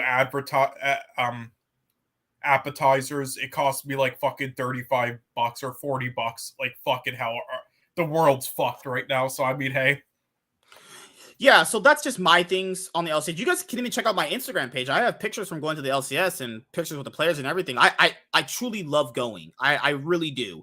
The reason why I haven't had time yet to potentially think about going, not because I don't want to go. I've been very busy with work, and I got to get the days off, which is very, very hard to do in general for my job, so. Yeah, like, look, if you see the crowd from right there from that perspective, that there's people that attend. I don't know what the fuck Travis was talking about. Oh, this is what Travis failed to mention, dude. I've been to the LCS. Like I told you. Do you know what happens sometimes when the bad games are playing in attendance? People just get up and leave. I'm not even kidding you guys. That actually happens. People legitimately get up and leave as the day goes on. After like you watch the first like 3 games, the hype is like kind of dying down. It's sort of like a Hall of Fame ceremony where it's like it drags on for so long, people start leaving near the end. Yeah, so like the day gets really hyped up. You get your tailgate, you get to the LCS, you get your food, you sit on with your buddies, you watch the games. So after like the 3rd game, people legitimately get up and start leaving. I mean, if I pay $50, I'm gonna watch all of them. I watch all the games. I watch all the games personally. For me, what they should do is have more like, the last game of Echo Fox's existence, where then they all just like had a lounge cast. They were all just sitting because it was a pointless game. Nobody gave a shit. It was just the whole time just like, hey, Jack, hey, what pizza do you like? Yeah, they should just have that. That would be for all the bad games. That would be better. Yeah, like toward the end of the day, if all the main teams like C9, 100 Thieves, TL. I never went when EG were playing, so this is back in the day before EG existed. But back in the day when it was 100 Thieves, even when they were kind of bad, 100 Thieves, C9, TL, and TSM played. After their games were over, the later bottom games with the bottom feeder teams, they just all kind of left. People just literally got up and walked out. That's it. They just left. You can leave it anytime you want, So you factor in, you went and watch Cloud9, you went and watch TSM, you went and watch Team Liquid. Is there anything else there for you? Not really, So people factor that in. They just started leaving. If I'm taking the day off and paying for a ticket, I watch all the games because I want to get my money's worth. I want to watch all the games. But for me personally, when I knew the game wasn't really as interesting, I would just sit outside, talk to the girls, meet the casters, meet everyone. To the girls, you lied, bitch. What do you mean? I talked to all the girls. This girl wanted to go home with me one night, actually. Yeah, she was probably high on crack. I can't wait to go meet Latigress and get a picture with Latigress and have her do my YouTube channel intro. Oh, God. Yeah, I mean, hopefully it's better than the fucking last intro. What are you talking about? That's quality content right there. Hey, I want to get an interview with Travis Gafford. I talked to Travis before. I've physically spoken to him before, actually. That's an interestingly weird man, is what I'll say. Okay. Oh, yes. He's not. Listen, don't believe his YouTube stuff. You just meet the guy before. I'm not saying he's a bad person, but he's not a bad person, awkward. But he's awkward, and he's done a lot of questionable things to people, especially I forgot that Wolf or whatever his name is, the guy who's Jacob Wolf, Jacob Wolf got him like kicked out of a fucking event for no reason, because he had some grudge for no reason against him. Saw him as competition. He was Yeah, like the earliest guy to start doing that kind of content. So he felt like more people coming in would be like competition for him. They would just steal his views, some stupid shit that. Yeah. I mean, hey, I wonder if he's still dating that one chick at EG though. Well, we know he likes black girls. Yeah, no, that's why I'm wondering, because I hope they fucking broke up. Fuck him. Hey, I'm saying we know Sean and Travis be liking the Cocoa Puff chicks, you know. What the fuck are you talking about? All right, week 3 predictions. I'm going EG, FlyQuest, 100 Thieves, Golden Guardians, C9. Day 2, TSM, EG, Cloud9, Team Liquid, and 100 Thieves. That's who I'm going. All right, Sean, you're up. Your turn. Our match of the week, obviously, is going to be 100 Thieves versus Team Liquid. Mm-hmm. It's your match of the week right there. No other game actually, is really that. TL versus CLG is pretty interesting. Well, I was going to say CLG versus Cloud9 would be. What do you think about that one? That looks pretty interesting. Hey, there might be a world where CLG look a lot more competitive. They don't even have to win the game. They just have to look competitive. All I want from CLG right now is to look competitive and keep up their consistent win streak. If CLG played good this week, despite probably going 0-2, I'll go like, okay, you're probably just going to be a good middle of the pack team. Well, I mean, I'm going to hope that Dignitas and Immortals at least win their TSM and Golden Guardians games to make my tier list look a bit better. Mm-hmm. But anyway, I'm going to go EG. I'll go Dig. Why not? I'll go with an upset. Then I'll go 100 Thieves, Immortals, and I'm gonna go CLG. Actually, I'm gonna go with an upset, and then I'm gonna go. Let's say TSM, EG, Cloud9. Mm-hmm. It feels weird making Fly go 0-2, but whatever. I'll go Team Liquid and 100 Thieves. All right, and that pretty much concludes it for this week of the Cloud9 podcast. I want to thank everyone who came out and watched. Obviously, everyone who talked in the chat, who talked in the Twitter chat, the Twitch chat. Actually, we're gonna be having these shows move back to Wednesday at 4 p.m. PST moving forward. Wednesday, 4 p.m. PST, because that's the best time I can do it, because I like to rest and get my content done. Yeah, and sometimes this cracker's power goes out, So yeah, Cloud9 podcast Wednesdays, 4 p.m. PST gives me enough time to wake up in the morning, get my content done, and then I can focus on the show. When did you want to do the film reviews, today or tomorrow? Probably get one of them done tonight, because we'll get one done tonight. The black phone, or one of them, yeah, we got to do the black phone. Which other ones did you need to do? The Predator, actually. Predator. You still have any Minions or Despicable Me ones to do? No, those are done. Oh, okay. You didn't invite me to them, bastard, because you knew I was going to trash on them too hard. What? We gave them their due criticism. I would have given them all like a 1. Again, the first one is decent because they actually tried, because it was the first studio's film ever. Literally every film afterwards they've ever made is trash. MSK fucking trash. But their recent one, The Bad Guys, was actually okay, I'll say, but whatever. Yeah, besides that, okay. Fuck me. I got to do my Black Phone spoiler-free review first, and then get my vlog edited, and then after that, later on tonight, we can do the Black Phone or Predator. I'm going right now because I need to get food. So okay. So yeah, guys, we still need to set a date for the other 2 reviews we haven't done in like 3 months. Dude. I gotta do them. Yeah. Yeah, so then you can release Death on the Nile finally. Cloud9 podcast Wednesdays 4 p.m. PST moving forward. We can't do on Thursday anymore. It cuts it way too close when I got to go to the theater. It cuts it way too close. This is the best day for it anyway, because it's that like bridge and content you guys can have for League until you get the games. It cut close. I thought new releases are usually on like Thursdays for you though. It is Thursday, so if I can't do it because I always want to go to the earliest screening. Yeah, but don't we do the streams on Wednesdays though, right? Yeah, so I know we've did a few episodes on Thursday. I try to do it, but it just can't work out for my schedule. But all right, guys. Oh, you meant before. Never mind. See you guys later.